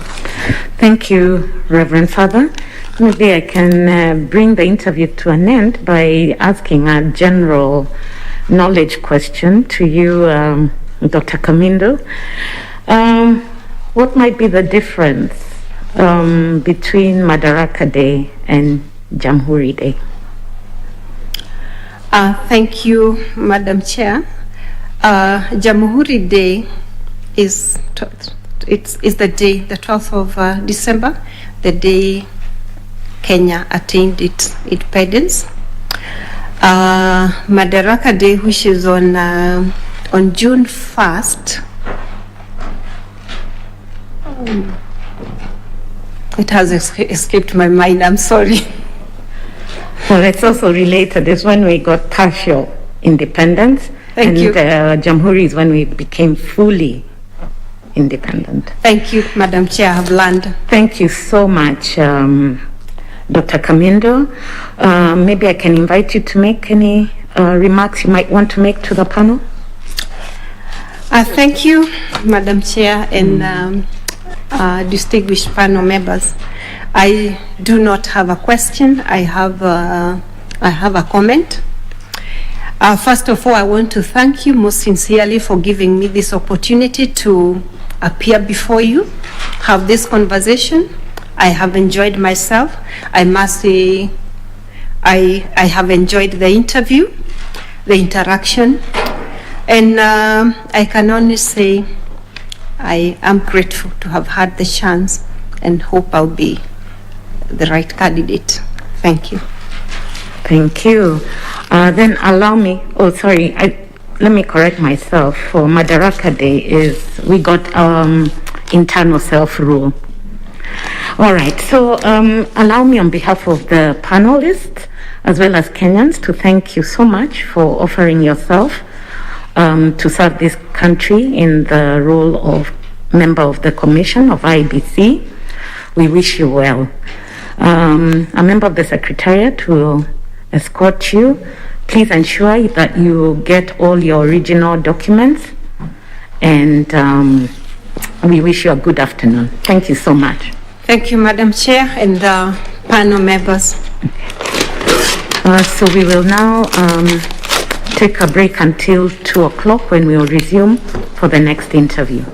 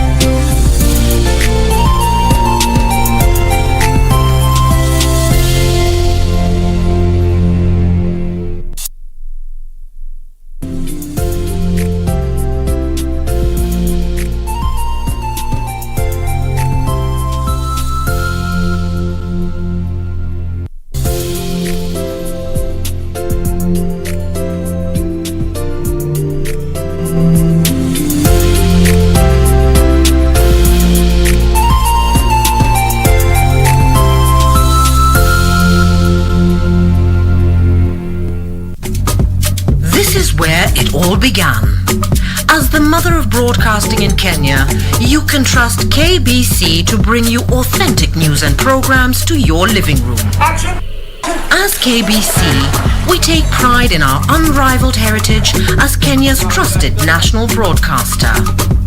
Commanding over 92% digital television signal coverage of our country, 23 radio services that cut across our entire language spectrum,